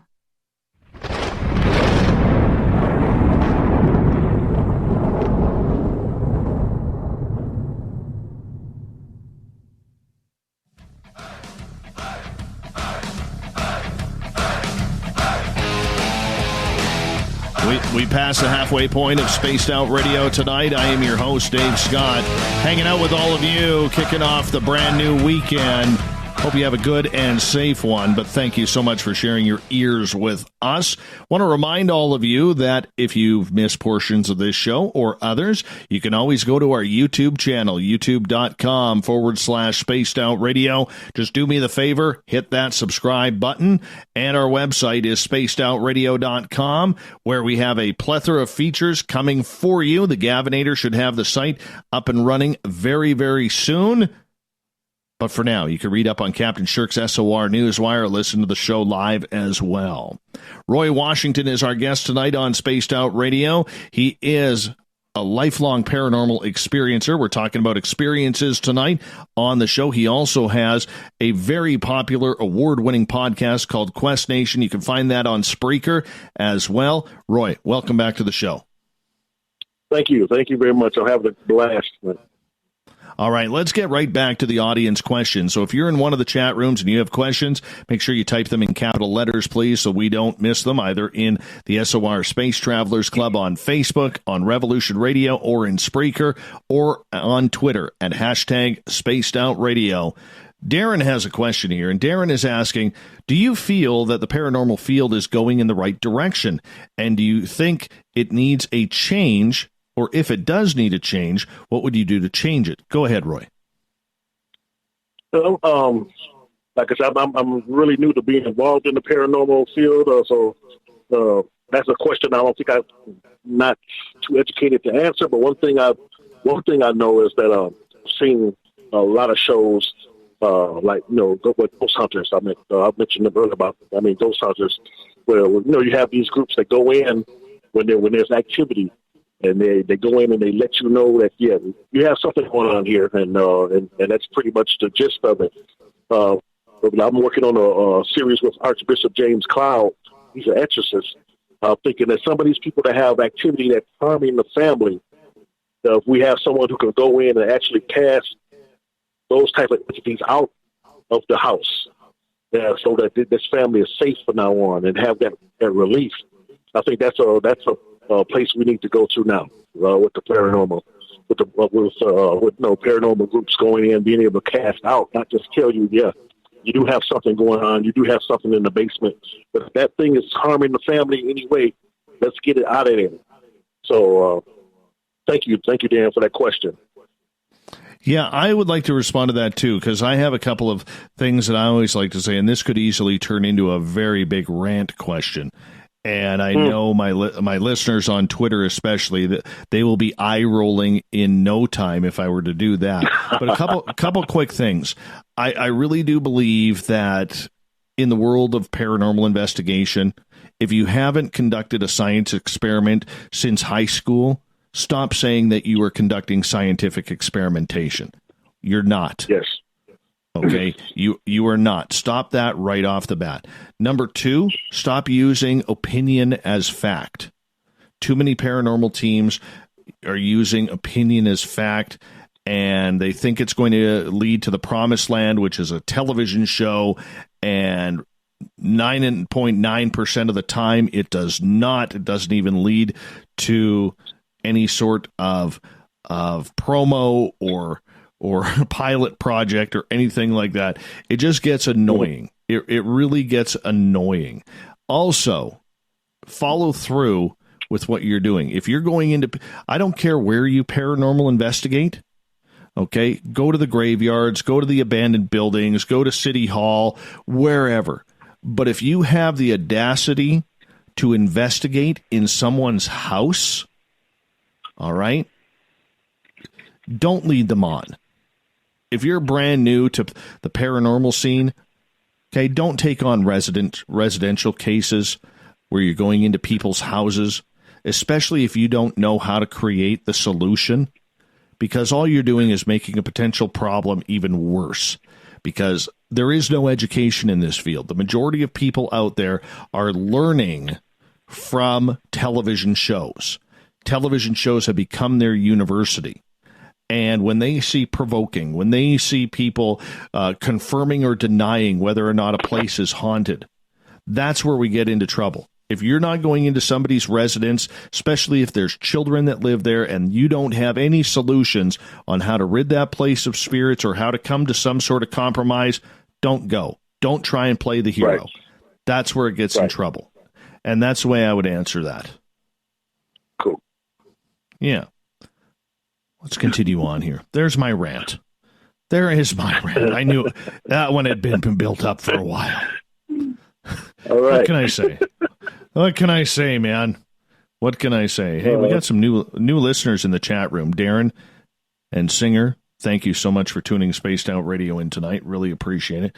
Yes, I am reading the chat room. I always do every night. I'm always watching. Always watching. Another question from Darren here. He says, if you had a chance to build your own device for your investigations, what would it be and why? I don't know. Maybe in the future we you know how you have for EVPs. Yeah. Maybe we can technology get to the point where we have it where you can actually see the entity, not just the heat image, but where you can actually see that entity. Maybe somebody come up with that with the technology we have. That would be kind of cool. I don't know if that would be cool.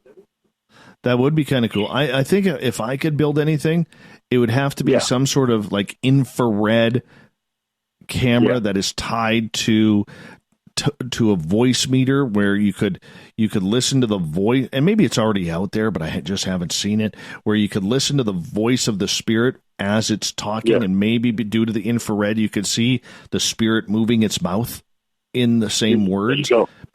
Because I think that's the biggest misconception that we see is that we have these intuitive people, and I never rip intuitive people, but we have intuitive people who are hearing what the spirits are allegedly telling them, and then you have the ghost meters that are kind of adding things up as well, and it's all a mystery because sometimes you get the EVP, sometimes you don't, and other times you're just sitting there bored talking to yourself and hoping for something to happen. It's never any fair. Right. It's not very fair at all. But not at all. But that's what I would like to see happen right there. I'm going to scroll up here and see if there's any more questions from the audience here. Jen has a couple of questions. She's wondering, Roy, considering you live in Wisconsin, what's your opinion of the Dogman? I believe in the Dogman because I also believe in the Bigfoot. And I know, Dave, you don't like the word Sasquatch, but I believe in Bigfoot. And so I believe that there is a Dogman out there that's much more aggressive than Bigfoot. And supposedly, the Beast of Bray Road, that's from up here in northern Wisconsin. So that dog man is something that I'm new to, along with Black Eyed Kids. So I'm going to be doing studying on that. But yes, I believe there's a dog man out there. Dog men are scary, man. I mean, you never expect like a I dog they're much more aggressive. I mean, you never expect them to act like a bunch of cats, just Right. pissed off that it's in the middle of the daytime and the sun is out. You never expect a dog man or a dog creature to act like that. Right. But here you are. These things are aggressive. I still think the best line of defense around one of those is to bring some tennis balls and some milk bones. I really do. Well, you See think? what happens. See what happens. Yeah. Follow-up question from Jen. She is saying, Are there any lake monster stories? By the way she keeps posting on her Instagram about her workouts and she's really into the fitness, changing herself. And Jen, very impressive, by the way, very impressive with what you're doing to make yourself feel better. Really, really very impressive. Shout out to you. I wish I had that motivation. I don't want to be a shark meal anymore. I would like to know what it's like to be an appetizer again. I really would. But Jen's kicking butt and taking names out there. She's really big into the cycling too. She goes like 40, 50 miles a day. I'm sure I'm exaggerating there, like 500 miles a day, whatever she's doing. But I think it's like 10 miles, to be honest. But I just want to, build that up a little bit. But Jen's asking, her second part of her question is, are there any lake monster stories from where you're at? And have you ever seen any weird animals or anything of the sort? No lake monster stories up here. No, I haven't seen any weird animals, but I know maybe 6-7 months ago I was interviewing a rapper, a local rapper, and he was. I'm gonna have to repost this. But he was telling the story about they seen a fairy, like kind of like a Tinkerbell, and it was flying at their face. It was in the alley behind the house, and this thing with wings. It came and it was flying at their face and everything, and it was like it was attacking them or something. I don't know if maybe it had a colony or something going on, but they say it was kind of a scary situation. But it was a small little Tinkerbell looking little thing that was flying at their face and everything. You just kind of swat at it, but it had wings and it looked like a little Tinkerbell. So that's a crazy story I heard from a rapper that lives here in the city. Prima Donna in the chat room is asking, have you ever met any violent spirits? Violent spirits? No, I've never met any. I believe. I don't know if it was. I would never say it was Satan, but sometimes you have encounters in your dreams. And I had a dream one night where the attic where I grew up, at that house, I was standing on the bottom stairs leading up to the attic, and you could hear something was in the attic. It was like it was steps walking towards the door of the attic. And it was whatever it was, so big and powerful, it was kind of like shaking every time I took a step. Boom, boom, boom. And when they got to the doorway, I couldn't see what it was, but I could just see the form of it. It was huge. And it was one of the top line demons or the big man himself. But that was some years ago when I was really, really, really deep into the Bible in a way I'm not into now. But I had that dream, and I was faced with something that was purely evil and super powerful, and it was standing in my attic. Wow. The most violent one that I have come across, we have this spirit right now at the museum where I do a tour. And this past Saturday night, it attacked Bazooka Joe in the chat room. Okay. My buddy Mark. It attacked him because he's one of our tour guides. And I noticed that I got scratched on my wrist. And it's funny because I've only been scratched a couple of times by spirits, and it's weird how fast they go away, and they're just gone. Like there's not even a scratch mark on my arm now, It's very weird how that happens. I don't quite understand it, but we got this spirit that probably in our last 4 tours, I've been attacked twice. Bazooka Joe's been attacked once, and I got scratched this past Saturday. I don't know what is angry there. Bill Hauser, who just did the Ghost Box sessions with us on Monday night, he will actually be coming up next week, and we're going to try and figure out what is going on up there, because this is getting ridiculous. Like, I'm starting to get mad. I'm really starting to get mad about it. So, when you start attacking, I'm okay to protect myself. I don't mind taking something on to help somebody else. I know how to cleanse myself and clear myself, and I have enough belief and protection that I feel very, very protected and confident. But you never know what you're dealing with. You really don't. You can't act like the internet tough guy behind your words. You know what I'm saying? You got to be careful. Right. And so that's right. Yeah. PBR is asking a question. He is asking, Roy, what is your most scary and unconcerning contact with the paranormal or supernatural? I had one dream. You know how they say you can die in your dreams? Yes. I had one dream where I was on the elevator with a couple of my friends. I'm standing at the back of the elevator. They're more towards the front. They're looking up at the numbers. We're all looking up at the numbers, but all of a sudden I couldn't breathe. And I'm back in the elevator choking to death, and they're like totally ignoring me, or they didn't even know I was in trouble. But like I said, that was back when I was really, really on fire with the Bible and everything. I believe I was having a series of dreams that probably was something was trying to take me out. Physically, naturally, I was on my way to a friend's house early one morning, and about a block away, I seen something that was coming towards me. And there we go, the Spidey sense again. And something told me, hey, you need to get out of this area. But I went across the street and got behind some trees, and some really big trees. And once it came down, it was a witch. She was in all black. And she had a big chain, and there was this big hound. It was huge. But it looked like its eyes was glowing and its mouth was glowing.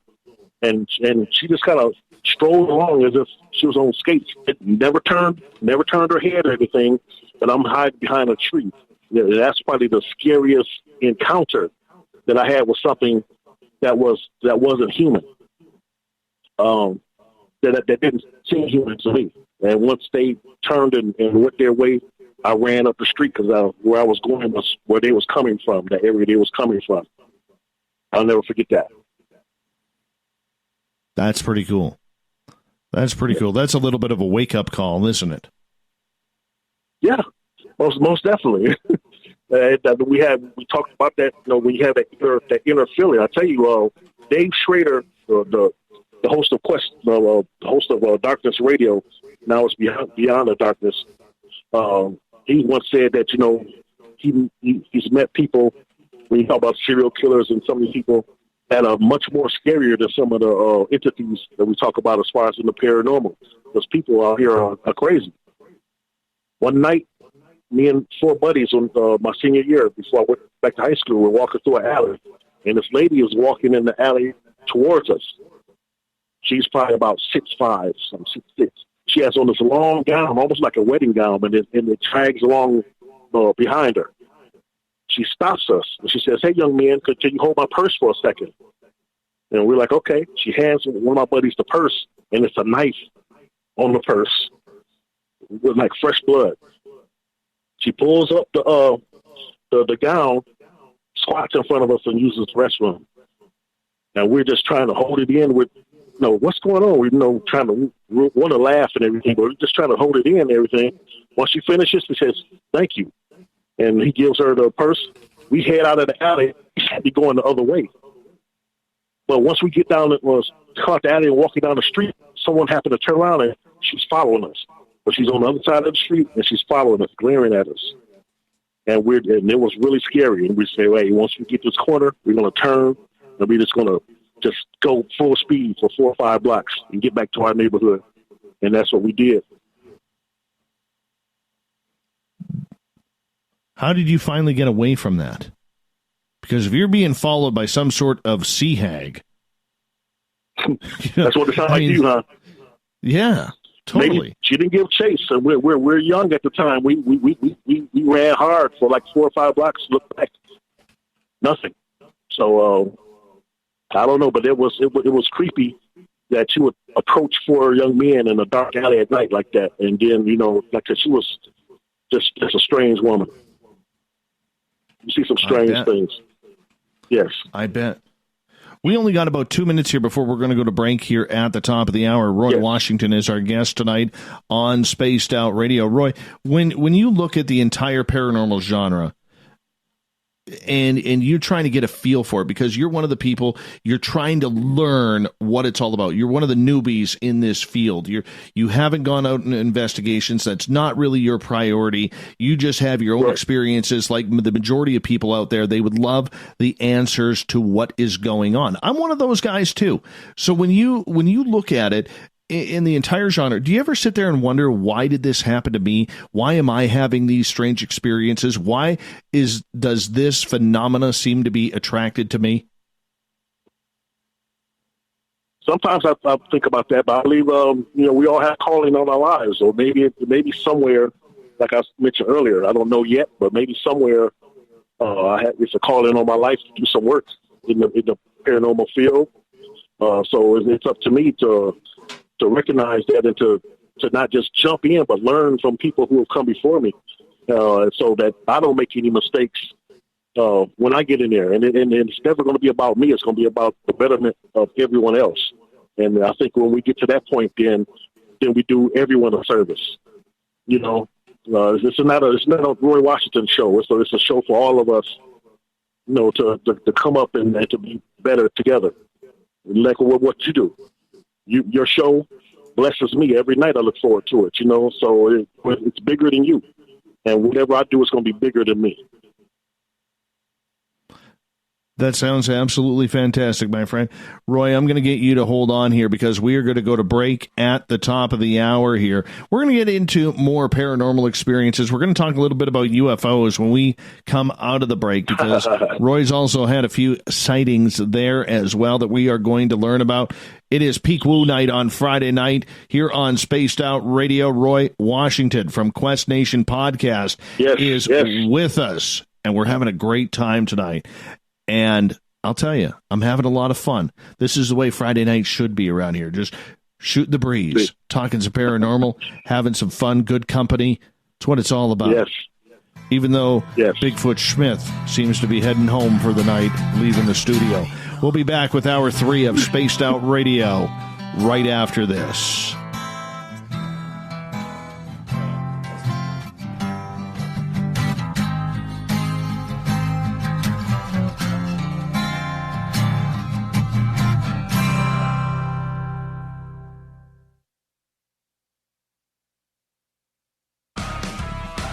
Get your horns up with me on Spaced Out Radio. This is Ron Bumblefoot THAL. Come tune in to SOR where you can hear me rock out with Little Brother is Watching, the official theme song of Spaced Out Radio. And then come on over to bumblefoot.com where you can find out about my tour schedule, my music, and everything else. Bumblefoot.com keeps you up to date on what I'm doing and the best way to stay in touch with my music and music camps. Sign up for my newsletter at bumblefoot.com and remember, Little Brother is Watching. At spacedoutradio.com, we have a little bit of everything for you to stay up late. So while you're there, check out our SOR Newswire, where our team brings you stories of the weird and strange to the WTF from around the globe. News on Bigfoot, UFOs, paranormal, Darwinian-type crime tales. It's the stories that the mainstream media usually won't touch. Well, we got them all on the SOR Newswire, only at spacedoutradio.com. We all know on Spaced Out Radio we love a good beard and mustache, so why not take care of your facial hair with Mighty Moose Beard Oil? Made in Canada, we're taking care of beards and stashes around the world. We use 100% natural ingredients with our oils and balms to make your whiskers feel silky smooth. Use promo code SOR2019 at MightyMooseBeard.com today.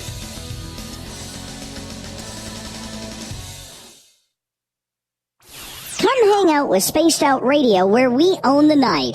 This is Carl. You can follow Dave on Twitter at Spaced Out Radio, and during the show, use the hashtag Spaced Out Radio to chat with us live. On Instagram, at Dave Scott SOR. On Facebook, give our page a like, Spaced Out Radio Show. SOR archives are free on YouTube at Spaced Out Radio. Come join us, or I will come join you. See you at your window. Find your escape where time has no limits. It's about living today and cherishing the heritage of yesterday. A spirit of adventure for what is new, with the nostalgia of the past. Your timepiece is a reflection of who you are. Life surrounded by beauty from the world around us to the soul within. EscapeWatches.com. There is no time like the present to enjoy your escape. Use promo code SMF2017 for your 20% discount today. The Call of the Wild is in Vancouver. The Moose Vancouver is one of the hottest bars and restaurants in the city. Open until 2 a.m. nightly, the Moose will rock you like a hurricane all night long. Great food with everything on the menu at $6.95 near the corner of Nelson and Granville. Get your horns up and come rock with us. The Moose Vancouver, the official rocking bar of Spaced Out Radio.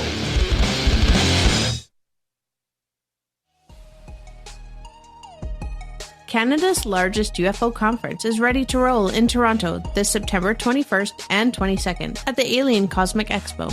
This year is about the experience. Listen to the stories of Dave Scott, Travis Walton, Paula Harris, Grant Cameron, Ryan Stacey, Richard Dolan, Leslie Mitchell-Clark, and more.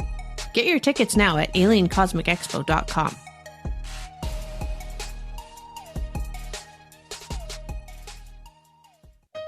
Hey fans, it's Dave Scott. Do I have something for you to check out? A great documentary about legendary Mexican investigative journalist Jaime Maussan and his search for the truth about UFOs. Beyond the Spectrum, Maussan's UFO files can be found on Amazon Prime. It's free to watch if you're a member. You might even hear me in it. So check out Beyond the Spectrum, only on Amazon Prime. Visit purpleplates.com today. For over 40 years, the Purple Energy Plates have been delivering amazing results for their many customers. Inspired by the great genius Nikola Tesla, the harmony, healing, and energetic effects of the plates have proven over and over to be beneficial and often miraculous to thousands of customers. Check their site for daily specials and choose from their many energy products. You won't be sorry. Visit them today at purpleplates.com. So, you love talk radio? Then you'll love TalkStreamLive.com. TalkStream Live is always on, 24/7 with the best streaming talk shows. Find your favorite talkers and discover some new ones. It's free, readily available online or on mobile with any smartphone or tablet. Finding your favorite talk shows all in one place has gotten a whole lot easier. Just go to TalkStreamLive.com. Be sure to download the free apps from Google Play or the iTunes App Store. Are you having encounters with the paranormal, supernatural, or ufological that you cannot explain? Look no further than the SOR Sightlines Report, brought to you by the Experiencers Support Association. This is Ryan Stacey, head of the Research Association, TESA. Soon on the Spaced Out Radio website, you'll be able to file your reports and have them researched for you. We are independent and ready to help Spaced Out Radio listeners today.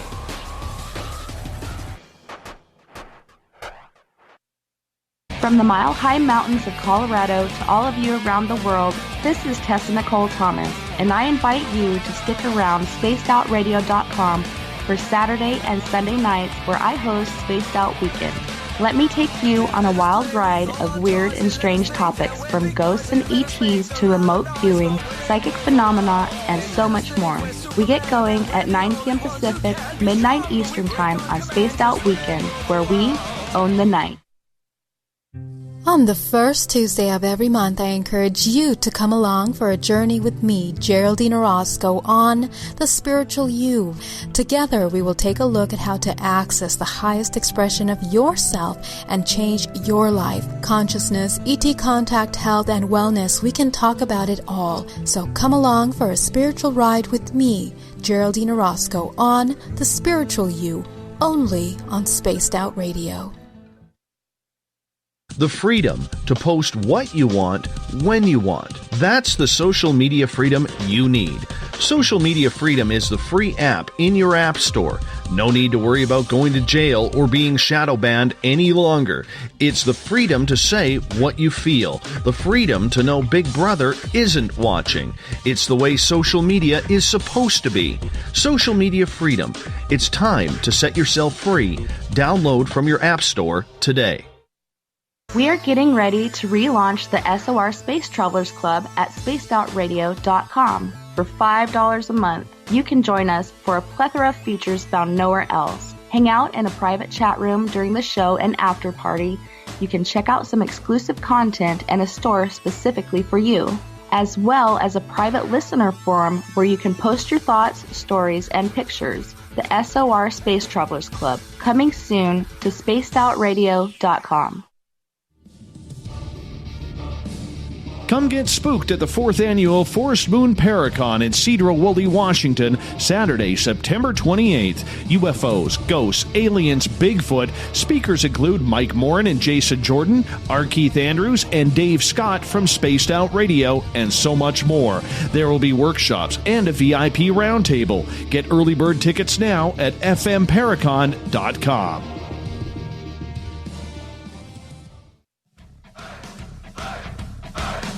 Would you like to connect with us? Head to spacedoutradio.com for all your latest show info. Now, back to Dave Scott and SOR. Welcome back to the third and final hour of Spaced Out Radio. Tonight, I am your host, Dave Scott. Pleasure to have each and every one of you with us. We want to welcome in everyone listening in on our terrestrial stations, UPRN 107.7 FM in New Orleans, KZFX 93.7 FM in Ridgecrest, California, WQEE 99.1 FM in Newnan, Georgia, in Dangerfield, Texas, KDNF AM 1560, and down in Reedsport, Oregon, we're on KDUN AM 1030. If you're listening in digitally, we welcome in everyone listening in on Revolution Radio and Kingdom of Nye Radio. Thank you so much for joining us. Don't forget, all of our archives are free at youtube.com/Spaced Out Radio. Just do old Davey the favor, hit that subscribe button. The Desert Clam has set the password for tonight in the SOR Space Travelers Club. Tetrachus hexahedron is your password. Yeah.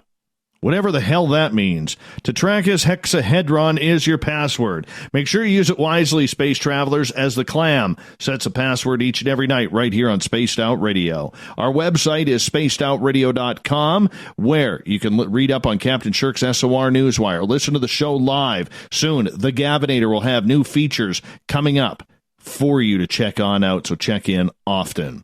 For the final time tonight, we introduce Roy Washington. His podcast, Quest Nation, is an award-winning podcast out of Milwaukee, Wisconsin. Yes, he is a Brewers fan and a Bucks fan. We can forgive him for that. We can forgive you for that, Roy. We could totally forgive you for that. We forgive you for winning that championship this year. Oh, dude, I'll tell you. I was working in sports when the NBA absolutely screwed over the Vancouver Grizzlies. Absolutely screwed over. And I have absolutely turned my back on the NBA for what they did. And David Stern, even though he's not there anymore. They do. Well, just the way when the team moved to Memphis. Okay. The NBA and the owner of that time, Michael Heisley, had said the team is not moving. It is not moving. And then all of a sudden, it's moved. It was ridiculous. Oh, yeah. Right? And you know what? I've covered a lot of sports, man. I've covered hockey, baseball, basketball, football, golf, a lot of the professional sports I have covered. And I can say this. The absolute worst athletes to deal with on a daily basis are the NBA players. Worst. Okay. From a media standpoint. Couldn't stand it. Could not stand it. I mean, the seats were great. I mean, you're sitting courtside covering the basketball game. That was fantastic. Because, I mean, people are paying like $2,500 plus a seat for that. But to deal with the basketball players, man, I would sooner watch paint dry than cover an NBA game again.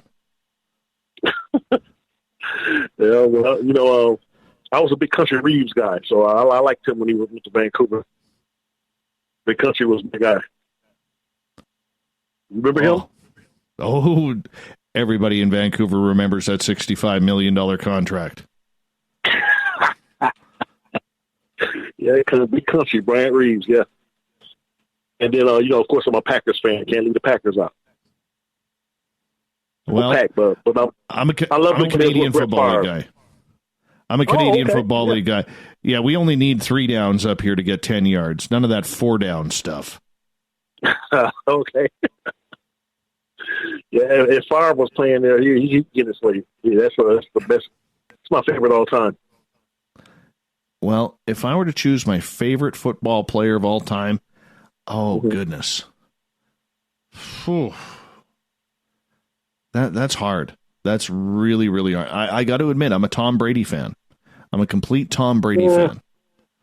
Yeah, I mean, cool. There's a guy who's not supposed to be doing what he's doing, and yet there he is. And when you're watching history, you know what? Love or hate the Patriots, what Tom Brady has done in his career has been phenomenal. It has been phenomenal. So I'm a big fan. I guess Bob is too. He said, "Thanks, Dave." Yeah, Bob. Whatever. Aaron Rodgers, baby. All right. Well, of course, you cheeseheads got to stick together. Yeah, be that's honest. Be honest. Being from Wisconsin right now, you're doing this show. You got your night off. Are you wearing cheese on your head? Woo! Hello. Hey, what happened there? Wow, that scared me. Oh, that was a lightning clap. Holy cow! We heard that. Man. Wow. Boy, you guys dropped the phone. Cracked there. I hear that. Geez, I mentioned you wearing cheese on your head, being from Wisconsin, and all of a sudden you almost get taken out there. I'm not going to do that anymore. I'm not going to do that. All right, let's get to it here, man. UFOs. There's a lot of UFO talk going on recently, and you know, a lot of people out there have seen something in the skies. I know I have. I know you have. Tell us about your UFO sighting. Well, this is when I was, we didn't see the UFO, but this is what happened. I probably was about maybe 10 or 11-ish, maybe 12. And when we were young, we used to have a clubhouse that old veteran built for us. There was a nice clubhouse in the back of my buddy's in his backyard, and it had like 2 rooms. And one room we had file cabinets and everything, and we were big into paranormal and just all kind of stuff. But at the time, we was investigating. We was out late at night. We was investigating some blood we had seen on the sidewalk outside of the house. So we trying to figure out what's going on. We've got folders and stuff. We're taking notes. So we was out investigating that night. And as we're walking, going back towards my friend's house, we're on 19th Street, and looking through the alley to 18th Street, which is a block away, we seen look like they were aliens of formation. They didn't look too tall, maybe 3.5 to 4 feet tall, but you know, they were in formation and they were marching one after the other. It was a continuous line. They had the guns, you know, whatever weapons on their shoulder, just like I would do later on when I went to the military. They were in formation marching, and we stood there for maybe 2-3 minutes, and the line never stopped. And so I'm thinking, wow, is this an invasion? What's going on? So after about 2 or 3 minutes, he ran home and I ran to my house, and just got into the house and everything, you know. But we seen them. They had probably like some brown. The uniforms looked like brownish or something, and they had the bubble like helmets or something, like covering their whole head. But they weren't that tall, and they were in formation. And it was just a continuous line. We stood there for 2 or 3 minutes, and it's a continuous line of them just walking, marching in formation. And it was the creepiest thing.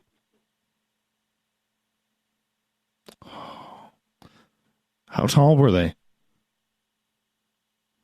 I would say about 3.5 to 4 feet tall.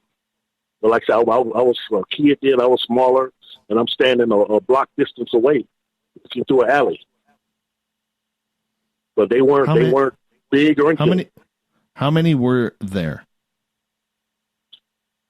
there was a single line. So at any given time, you could only see 4 to 5 at a time as they were walking past, and one was behind the other. But that line continued for about 2 or 3 minutes. So that's a lot. Now, are you sure you weren't dealing with a bunch of gnomes? I don't. Unless gnomes carry weaponry. I don't know. But like I was a kid. I know it wasn't anything human. It wasn't anything human. But I think it was aliens. Did they notice that you were watching them? No. Because, like I say, there was in formation. Just like when I went to the military, when you're in formation, you're not looking to the left or to the right. You're looking right behind the head of the man in front of you. And that's how they were. They were just straight ahead, eyes, head straight ahead, marching. And that line continued. It continued until we finally ran away. Could have been gnomes. I don't know. Wow, 3 to 4 feet tall. Yeah. Could they have been some sort of djinn? I'm not too up on what jinns are, so maybe. But like I said, I just know it wasn't anything human. And like I said, all of them they were all the same. They all had weapons. Looked like some kind of laser gun or whatever on their, leaning against their shoulder, holding it with the right hand in formation. Okay, so this is a little surreal here. I'm literally scratching my head. So you wake up in the middle of the night and you look out your window and there's all these little dudes holding weapons wearing some sort of helmet, 3 to 4 feet tall, running or walking in formation around your house. No, they weren't walking around my house. We were already outside. We were, like I explained to you, we were like dealing with something else. We caught ourselves investigating something else going on. So we're walking down the street, heading back towards his house. It's at nighttime. So as we're walking past the alley, we happen to catch this, on the next street. We're watching through the alley, and this is going on the next street. So we're on 19th Street. They were on 18th Street, and we're looking through the alley, which is a block away. You know what I'm saying? So we're a block distance away looking through the alley. So we were already outside doing what we were doing, and just happened to come across this and stood there for a few minutes. And after a few minutes... And you weren't the only one to see this? No, one of my buddies. So what did you guys do after you were watching this? No, we were done. Got scared to say, "Hey, man, see you tomorrow." He ran home. He stayed late down the block, and I took off through the alley the other way, which is the direction my house was at, and jumped the fence, got in the house, and that was it. So yeah, we were already outside investigating something else. Oh, we caught that just gives me the shivers. That just gives Yeah. me the shivers, man. I mean, So I that's just don't know not too much cool. about. Yeah, I don't know too much about gnomes and all of them, but I don't know what it was we seen. I've always chopped it up to being aliens all these years, but whatever it was a lot of them, and they were in formation marching, and that's just something we came upon. We were always outside investigating something. Did you get a look at their faces? Not close up. We were a block away. Could you hear them? No, there was no sound. You think you'd hear some steps. There was no sound. Like I said, they were just marching. Crazy, just like the witch. What I seen, there was no sound. And she didn't seem like she was gliding as if she was on skates. There was no sound to it at all. Wow. But again, like I was saying, we go ahead. And multiple creatures. Yeah. Like I said, looking through the alley, you could see maybe 4 to 5 at a time as they're walking past. But that line never broke. That line never continued. You've seen one after the other. The and line Snow White continued. and Snow White wasn't leading the dwarfs. No. I had to throw that in. I apologize. That's pretty cool. That was pretty cool. This is, I love stories like this because they absolutely weird me out, man. They weird me out because, you know, a lot of people see a lot of strange things that are just so unexplainable, and we look at it and we think, oh, BS, that did not happen. But I can tell by the passion in your voice and the way your voice speeds up as you're telling the story that this really freaked you out. This traumatized you a little bit. Yeah, no, we were young. Like I said, maybe about 11 or 12. We were young kids.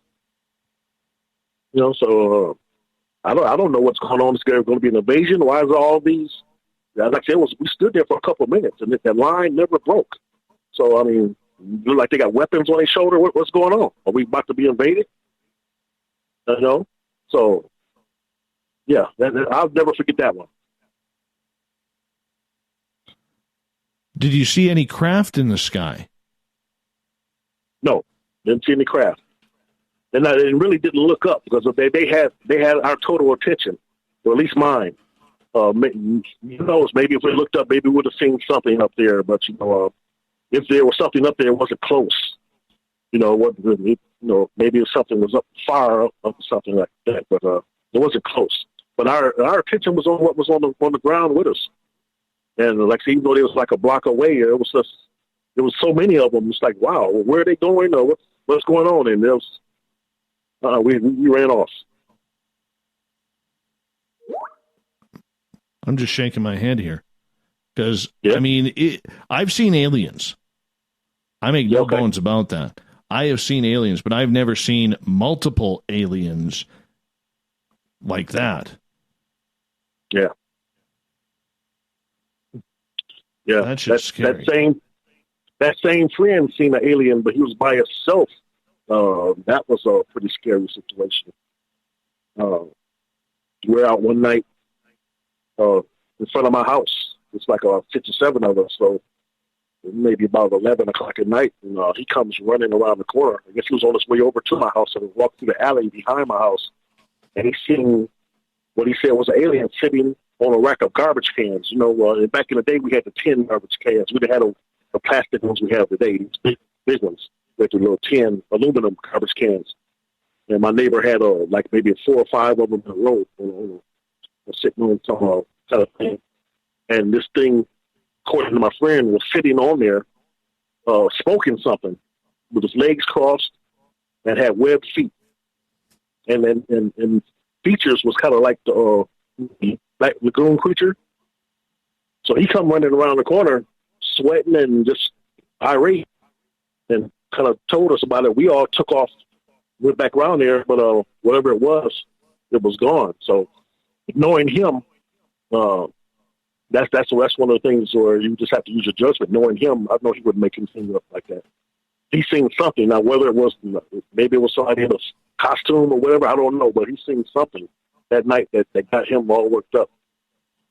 And this happened in Wisconsin? Yeah. There's so many things I can tell you about Wisconsin. Wisconsin is crazy.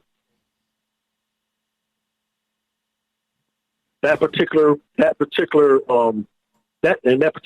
summer, that was the summer before my senior year in high school. It was weird in Wisconsin because we had blackouts. We had I never had this many blackouts happen. We had about 3 or 4 blackouts that summer, where for blocks and blocks there was no power as far as the outside or streetlights. We had no streetlights for blocks. And that particular summer, there was a guy that used to come out during no blackouts. He had on a vampire costume, and he was chasing people down. And if he caught you, he was biting you. And he got behind a couple of my buddies. And they tell the story. They made it to the house. He chased them maybe 3 or 4 blocks, and he's still behind them. They made it to the house. They got in. My friend called his dad, who didn't work too far away. This guy is at the back door pounding like he's trying to get in there, and he's along the side of the door, the house looking in. Maybe 10 minutes later, Pops his dad comes home, and they run out onto the front porch. The guy in the vampire outfit is standing on the corner at this time, and he sees them come out, so he walks towards them. But then he notices Pops getting out of the car, which is a pretty big guy, turns, looks at Pops, and takes off. But this guy made news. He was chasing people, and we had all these blackouts that one summer. It was crazy. And he was coming out, chasing people. Oh, my goodness. Remind me never to go to Milwaukee. I don't care how nice the baseball diamond is. Right? Hey, I love it here, but I'm looking to move. I'm going to Portland. I'm going to go to Portland. Of course, everything's weird in Portland. Yeah, I hear so many Bigfoot stories in Oregon, but that's a beautiful state. I want to move there. It's like British Columbia, except with less tax. Yeah, there's so many things happening. That particular summer was very weird. It's amazing the things that. But I think when we all look at it, the places where we've been, there's a lot of creepy people along with the paranormal. Then you got creepy people that got something wrong with them. That just adds to it. No kidding. We only got about 2.5 minutes here with you, my friend. This has totally flown on by. This was a lot of fun. With you tonight. I've really appreciated this. And, I wanted to hear your stories because you were kind of saying privately to me on Twitter that, you've had some interesting tales coming around. And that's where it just kind of clicked in. And I said, man, I got to bring you on. And I'm really, really happy we did this, Roy. Really happy we did this because, we can bring on all the experts that we want. Right. But it's the real stories from real people that make this show so much more fun because, when you get to talk about those experiences that are personal to you and you can feel the emotion that we've been able to hear in your stories. It just makes for a great night of radio. So thank you so much for coming on the show tonight, man. Thank you for having me. Thank you. Thanks to my Spaced Out Radio family. I love all of you guys. Absolutely. And we appreciate how you've become a fan of this show and have told other people about it. That means a lot to what we are doing as well. Do me a favor. Take the next minute here. Tell everybody about your podcast, where they can find it, where it's recorded, and where they can find it live. Well, I'm going to be doing Quest Nation live every Sunday from now on at 8 p.m. Central Time. I'm on Spreaker at Quest Live and Direct. That's Quest, Quest, Live, the letter N, Direct, Direct. You can catch me on Twitter at Smooth Novelist, Instagram at Novelist 2019. So my show is basically dealing with indie and unsigned artists because I'm a former artist myself, but I'm huge into true crime and paranormal, so I have paranormal shows that have taken off. And I basically, if you have anything you want to talk about, just hit me up. I would love to have you come on the show. Quest Nation, we're here for the betterment of everyone else, and we love giving people opportunity. And I have a lot of people give me feedback saying that the show is fantastic, and because of me, they have started their own thing or whatever, and that's what it's all about. Awesome. So, and I look up to you and what you do, and Speak Out Radio. I'm eternally grateful. Thank you so much, my friend. Roy Washington, everybody, the Quest Nation. Make sure you check them out. Coming up next, we have the SOR Newswire and the Thought of the Day. Stay tuned.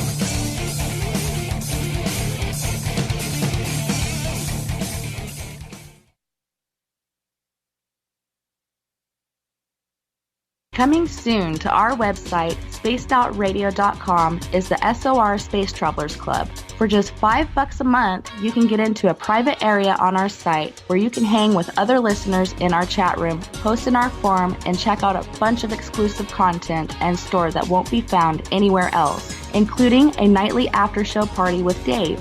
It's going to be the best $5 a month you're going to spend. to SOR Space Travelers, only at spacedoutradio.com. Are you having encounters with the paranormal, supernatural, or ufological that you cannot explain? Look no further than the SOR Sightlines Report, brought to you by the Experiencers Support Association. This is Ryan Stacy, head of the Research Association, TESA.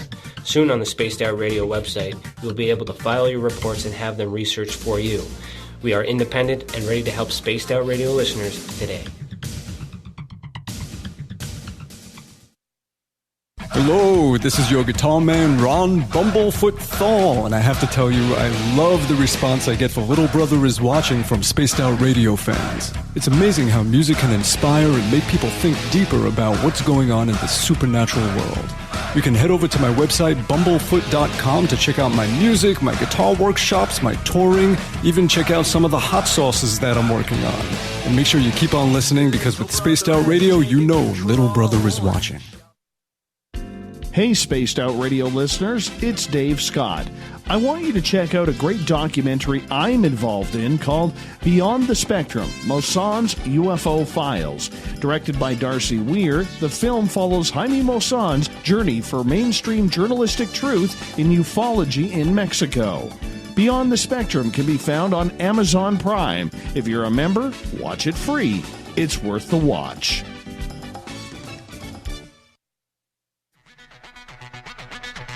Come get spooked at the 4th Annual Forest Moon Paracon in Cedar-Woolley, Washington, Saturday, September 28th. UFOs, ghosts, aliens, Bigfoot. Speakers include Mike Morin and Jason Jordan, R. Keith Andrews, and Dave Scott from Spaced Out Radio, and so much more. There will be workshops and a VIP roundtable. Get early bird tickets now at fmparacon.com.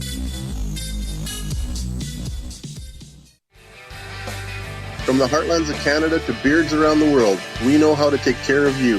Fill your follicles with the Mighty Moose Beard Oil. All our oils and balms are handmade and 100% natural ingredients because we care about your beard. And hey, use the promo code SOR2019 and get your Mighty Moose Beard Oil today. You can check us out on our website, mightymoosebeard.com.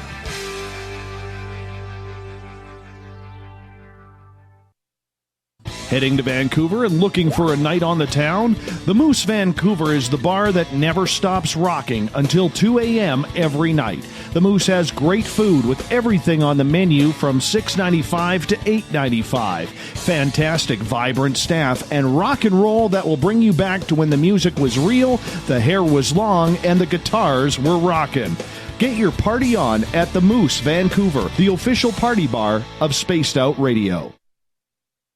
A timepiece is a reflection of who you are, and what better way to show off the real you than with an Escape watch. Escape is a lifestyle brand accessorizing your days and nights. Choose to escape and create the life of discovery that you deserve. Dream, play, unite with your own personalized Escape watch. Head to escapewatches.com. There is no time like the present to enjoy your escape. Use promo code SMF2017 for your 20% discount today.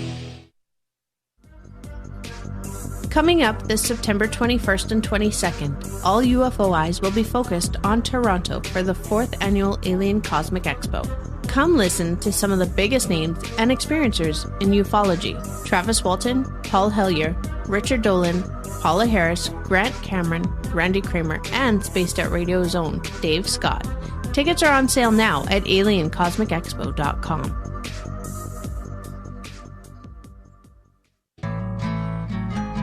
Looking for a place to advertise at a very reasonable cost? Look no further than Spaced Out Radio. SpacedOutRadio.com has an advertising tab that you can click to check out our daily, weekly, and monthly packages to play on the radio, or our website including social media. From commercial spots to banners, we have it all. Check out our competitive pricing today. Every night on Spaced Out Radio, we have places for you to hang out. Hi, this is Carl. Join our SOR Space Travelers group on Facebook for live chat. On Twitter, using hashtag Spaced Out Radio. You can also join us in our Spreaker chat room. Check us out on Instagram at Dave Scott SOR. All of our archives are free on YouTube at Spaced Out Radio. By the way, I'll be watching you at your window until you do. Bye! Did you know Spaced Out Radio runs 7 days a week? Hi there, this is Tessa Nicole Thomas, and I'm here to take you on a paranormal journey each Saturday and Sunday night. Why change the station when you have it all right here? Together, we'll hang out and share some strange and scary stories. And don't forget, we have Psychic Sundays as well, so come tune in Spaced Out Weekends. We get going at 9 p.m. Pacific, midnight Eastern, only at spacedoutradio.com, where we own the night. Looking for the stories of the strange and weird that you will find hard to find anywhere else? Check out the SOR Newswire on our website. Our writers, led by Captain Shirk, are scouring the world for the oddest and most bizarre stories we can find. Everything from weird crime to suspenseful and paranormal. We're working hard for you to bring you the most intriguing news of your day. Check out the SOR Newswire at spacedoutradio.com today. Are you intrigued by Paranormal Talk Radio? You'll love the new Paranormal Radio app from TalkStream Live. You'll find a great selection of talk shows covering UFOs, ghosts, strange phenomena, and much more. Download the Paranormal Radio app now and start listening to the very best in paranormal talk entertainment, including the network you're listening to right now, the Paranormal Radio app, free in Google Play and the iOS App Store.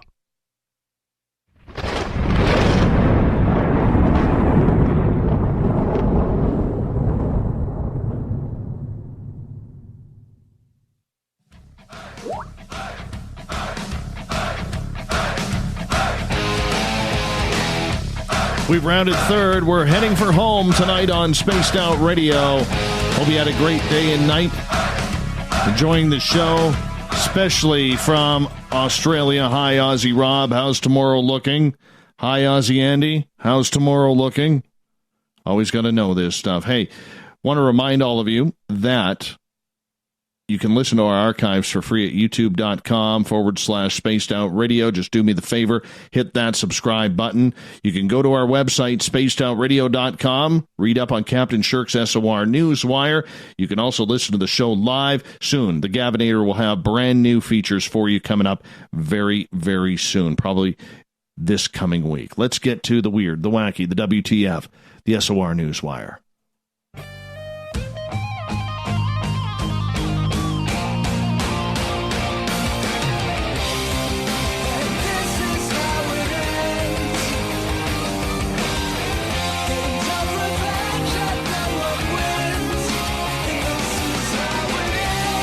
The news is always changing, which is why we bring you the SOR Newswire at the back end of every show, where we get to the weird, strange, and wacky news, those head scratchers. Hold on a second here. Andy in Australia, it's cold here, he's saying. What is it, like 25 degrees Celsius, which would be like 75 degrees Fahrenheit? Really? You have no idea what cold is, Andy. Come to my house in the winter. Come to my house in the winter. That's all I'm going to say. The invite is open. I'll show you cold. Enough of this Aussie cold stuff. Anyhow, let's get to the news. Let's start off in Australia. How about that? Actually, we're going to start off in Canada. This is actually a pretty sad story. The son of an Australian chief inspector and his American girlfriend have been found shot dead on the side of a road while traveling up north of where I live. Yeah. Then they could have been victims of a suspected serial killer. Lucas Fowler and China Dees, both 24, were discovered on the side of the Alaska Highway right here in northern British Columbia. The country's, that's my country's, westernmost province. As you could tell, I'm reading this, didn't rewrite this. Yeah, the couple is understood to have been shot, and the RCMP have launched an investigation into the suspected murders. Now, Mr. Fowler from Sydney Hills District has been identified as the son of New South Wales Chief Inspector Stephen Fowler. Good-looking couple, too. This is ridiculous. I don't know why this happened. Local authorities suspect the couple who were traveling the world could have been attacked by a serial killer. In a heartbreaking statement Friday evening, the Fowler family confirmed they lost Lucas in the most terrible of circumstances. They said to lose someone so young and vibrant who was traveling the world and just enjoying life to the full is devastating. Now, China Dees is from Charlotte, North Carolina, and the way she lost her life, I mean, it's horrible. There is, I'm going to tell you right now, Monday night, we have Matt Smiley coming on. We're going to be talking about the Highway of Tears, where everybody in Canada and who knows this story knows there is a serial killer up there. They believe it's a truck driver or multiple truck drivers that are doing this.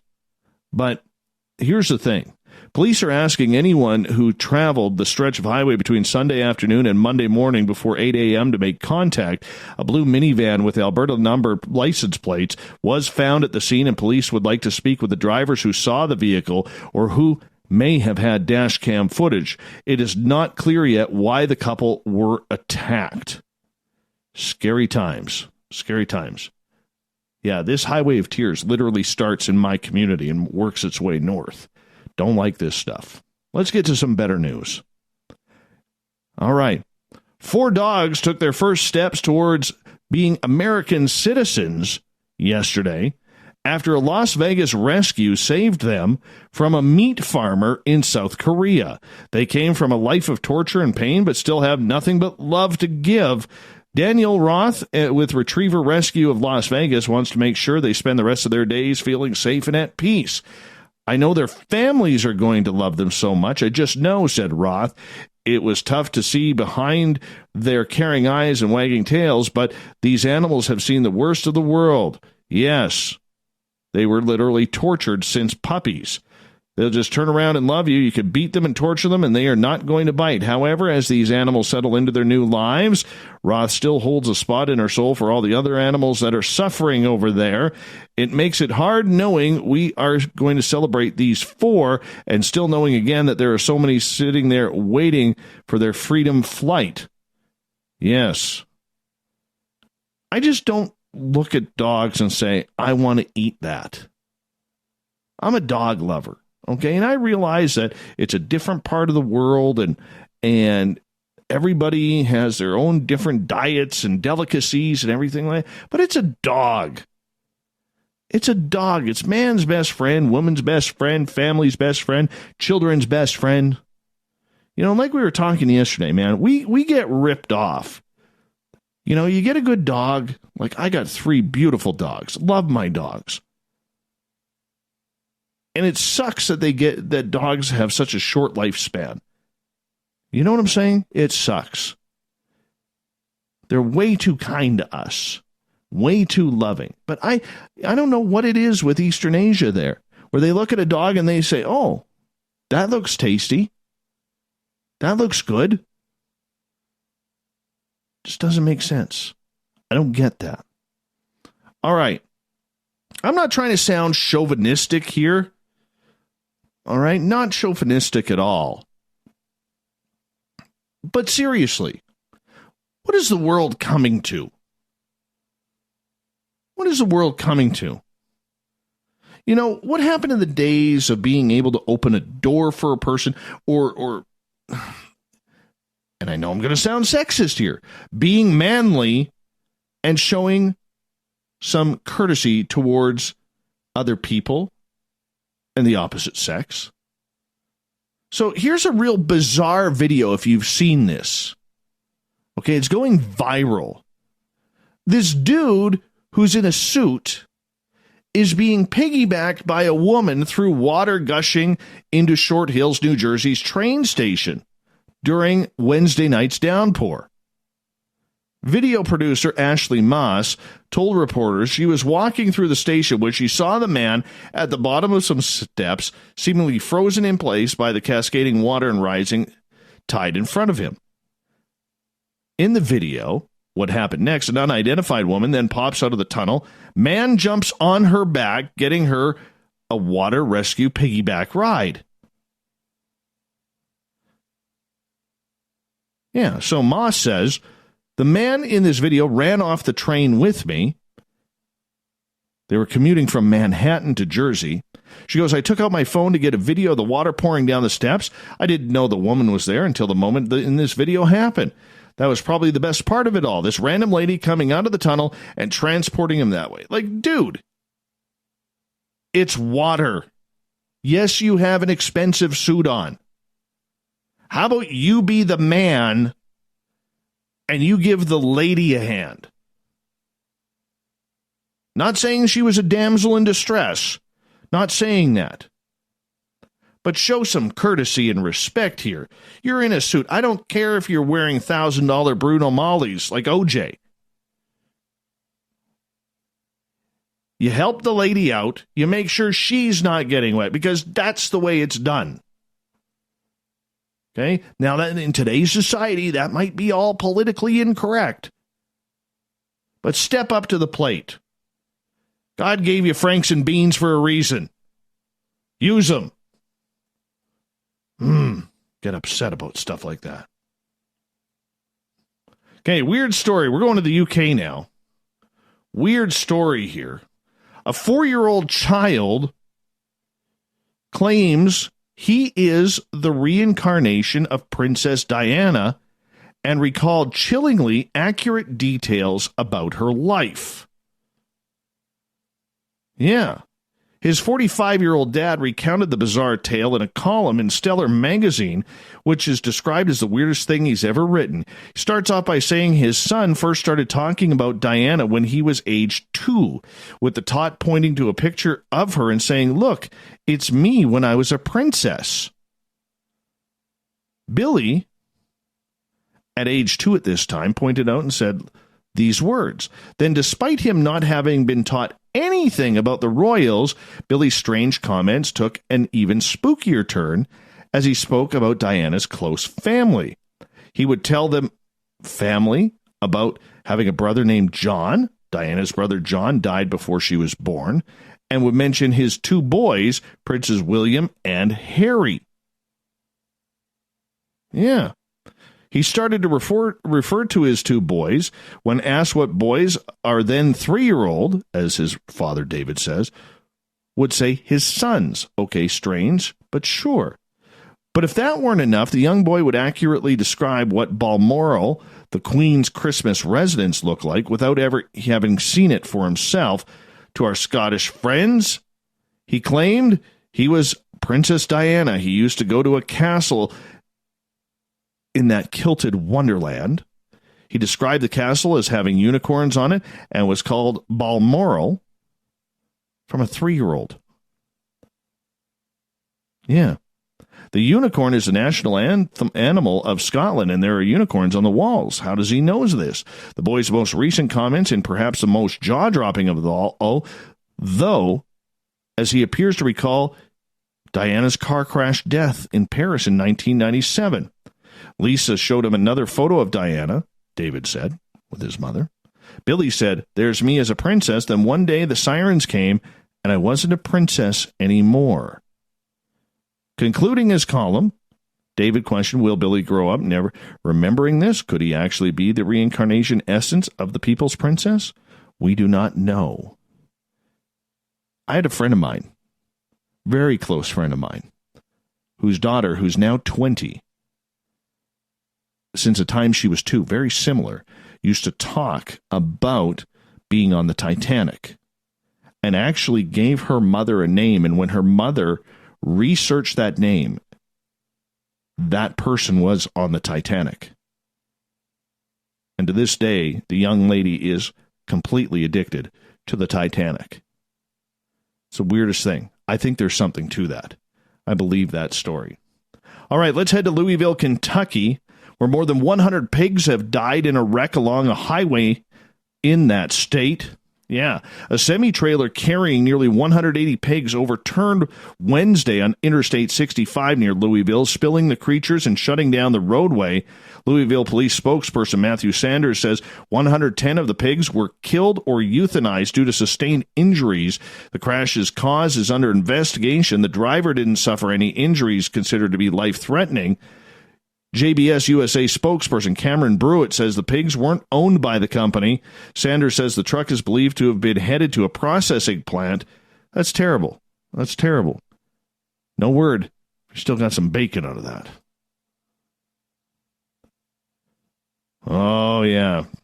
Remember a couple of months ago we were talking about the Philippines complaining and threatening war with Canada over garbage? Well, apparently Cambodia is on the trip now. They're in the process of sending back almost 7 dozen shipping containers filled with plastic waste to the countries they came from, both Canada and the United States. Country's Environment Ministry said that the total weight of the waste found Tuesday in 83 containers, the country's main port, was 1,600 tons. Yeah, 70 of the containers were shipped from the United States, 13 from Canada. Both countries are major exporters of such waste. 83 of the containers, which arrived over a period beginning in October of 2018, contained only plastic waste, not toxic materials or radioactive substances. Cambodia is not a dustbin where foreign countries can dispose of out-of-date e-waste, and the government also opposes any import of plastic waste and lubricants to be recycled in the country, officials said. Now, Cambodia joins a growing list of South Asian countries that are rejecting shipments of waste, plastics, and other trash from Western countries amid a global trash crisis. China banned plastic waste in 2017, and, of course, like I said, we know what happened with the Philippines and old Duarte there trying to start a war over garbage. Final story tonight. A Virginia man, not a Florida man, Virginia man is taking legal action against Godiva chocolates after he claims their products are falsely advertised. The lawsuit filed on Wednesday alleges that the chocolate company is literally packaging them, saying they are from Belgium, when they're not. Yeah, the lawsuit states that Belgian 1926 was displayed across the front of the chocolates, which would lead a reasonable consumer to assume the product was made in Belgium at a premium price. Instead, the document reads, all Godiva chocolates sold in the United States are created at a plant in Reading, Pennsylvania. The man is now seeking $74,000 in damages. Representatives at Godiva did not immediately respond to any requests from the media. My question is, how the hell does he get $74,000 in damages? How has this damaged him? How has this damaged him? What's damaging is that this is taking away precious court time from people who actually need to be in front of a judge. Waste of time. This guy should pay $74,000 to the company.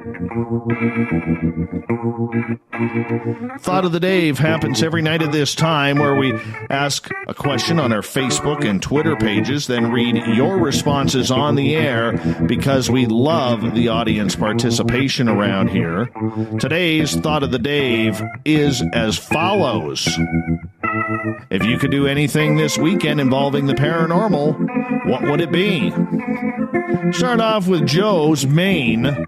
He says, hang out with a tribe or family unit of Bigfoot. Learn their culture, their customs, and how they have survived all these years. Then teach them basic firearms techniques and gun safety and introduce them to the joys of bacon.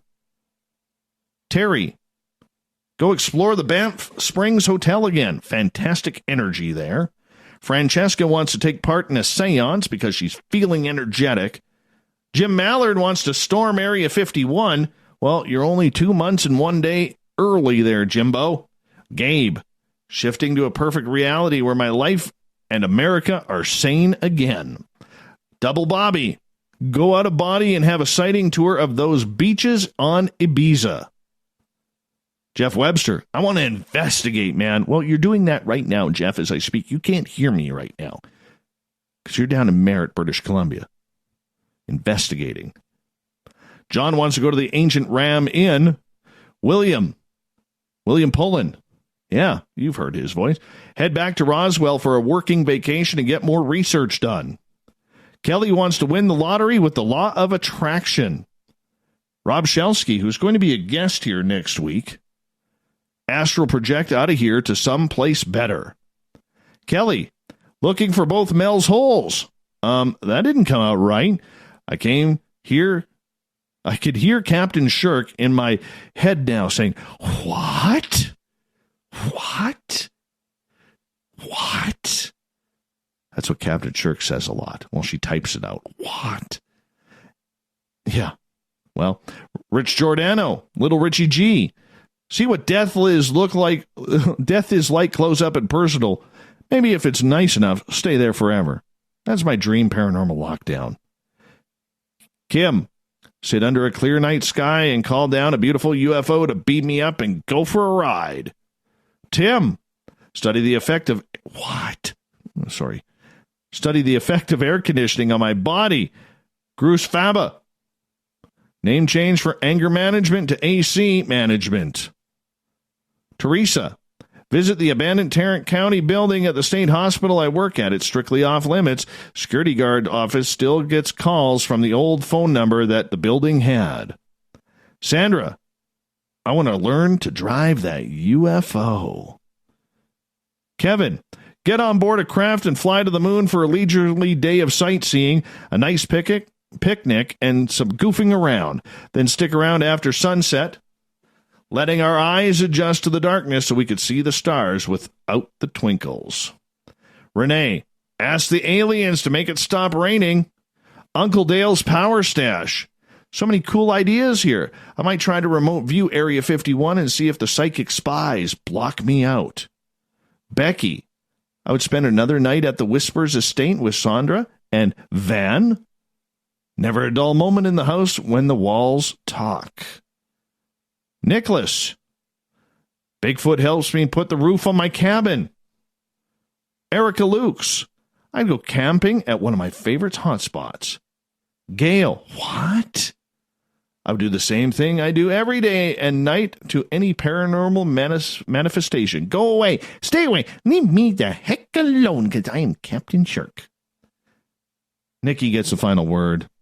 Learning a few new for me, extremely powerful techniques for more psychic and astral projection. Thought of the Dave happens every day. Make sure you check our Facebook and Twitter pages so that way you can respond as well. Big thanks to Roy Washington coming in to talk about his own paranormal unique experiences. We really appreciate that. It's always fun, man, when you get those personal experiences. Very cool. We got Mr. Ron Bumblefoot THAL rocking in the background with Little Brother is Watching.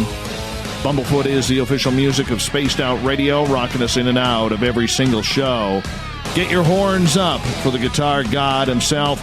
Special thanks to everybody listening in at home, in your cars, at work, in our chat rooms, the SOR Space Travelers Club, Spreaker, Revolution Radio, and on Twitter at hashtag Spaced Out Radio, wherever you may be.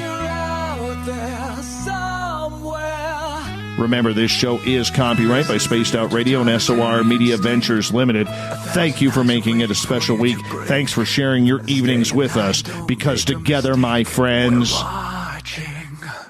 we own the night. Mr. Bumblefoot, we need a favor. We need you to take us home.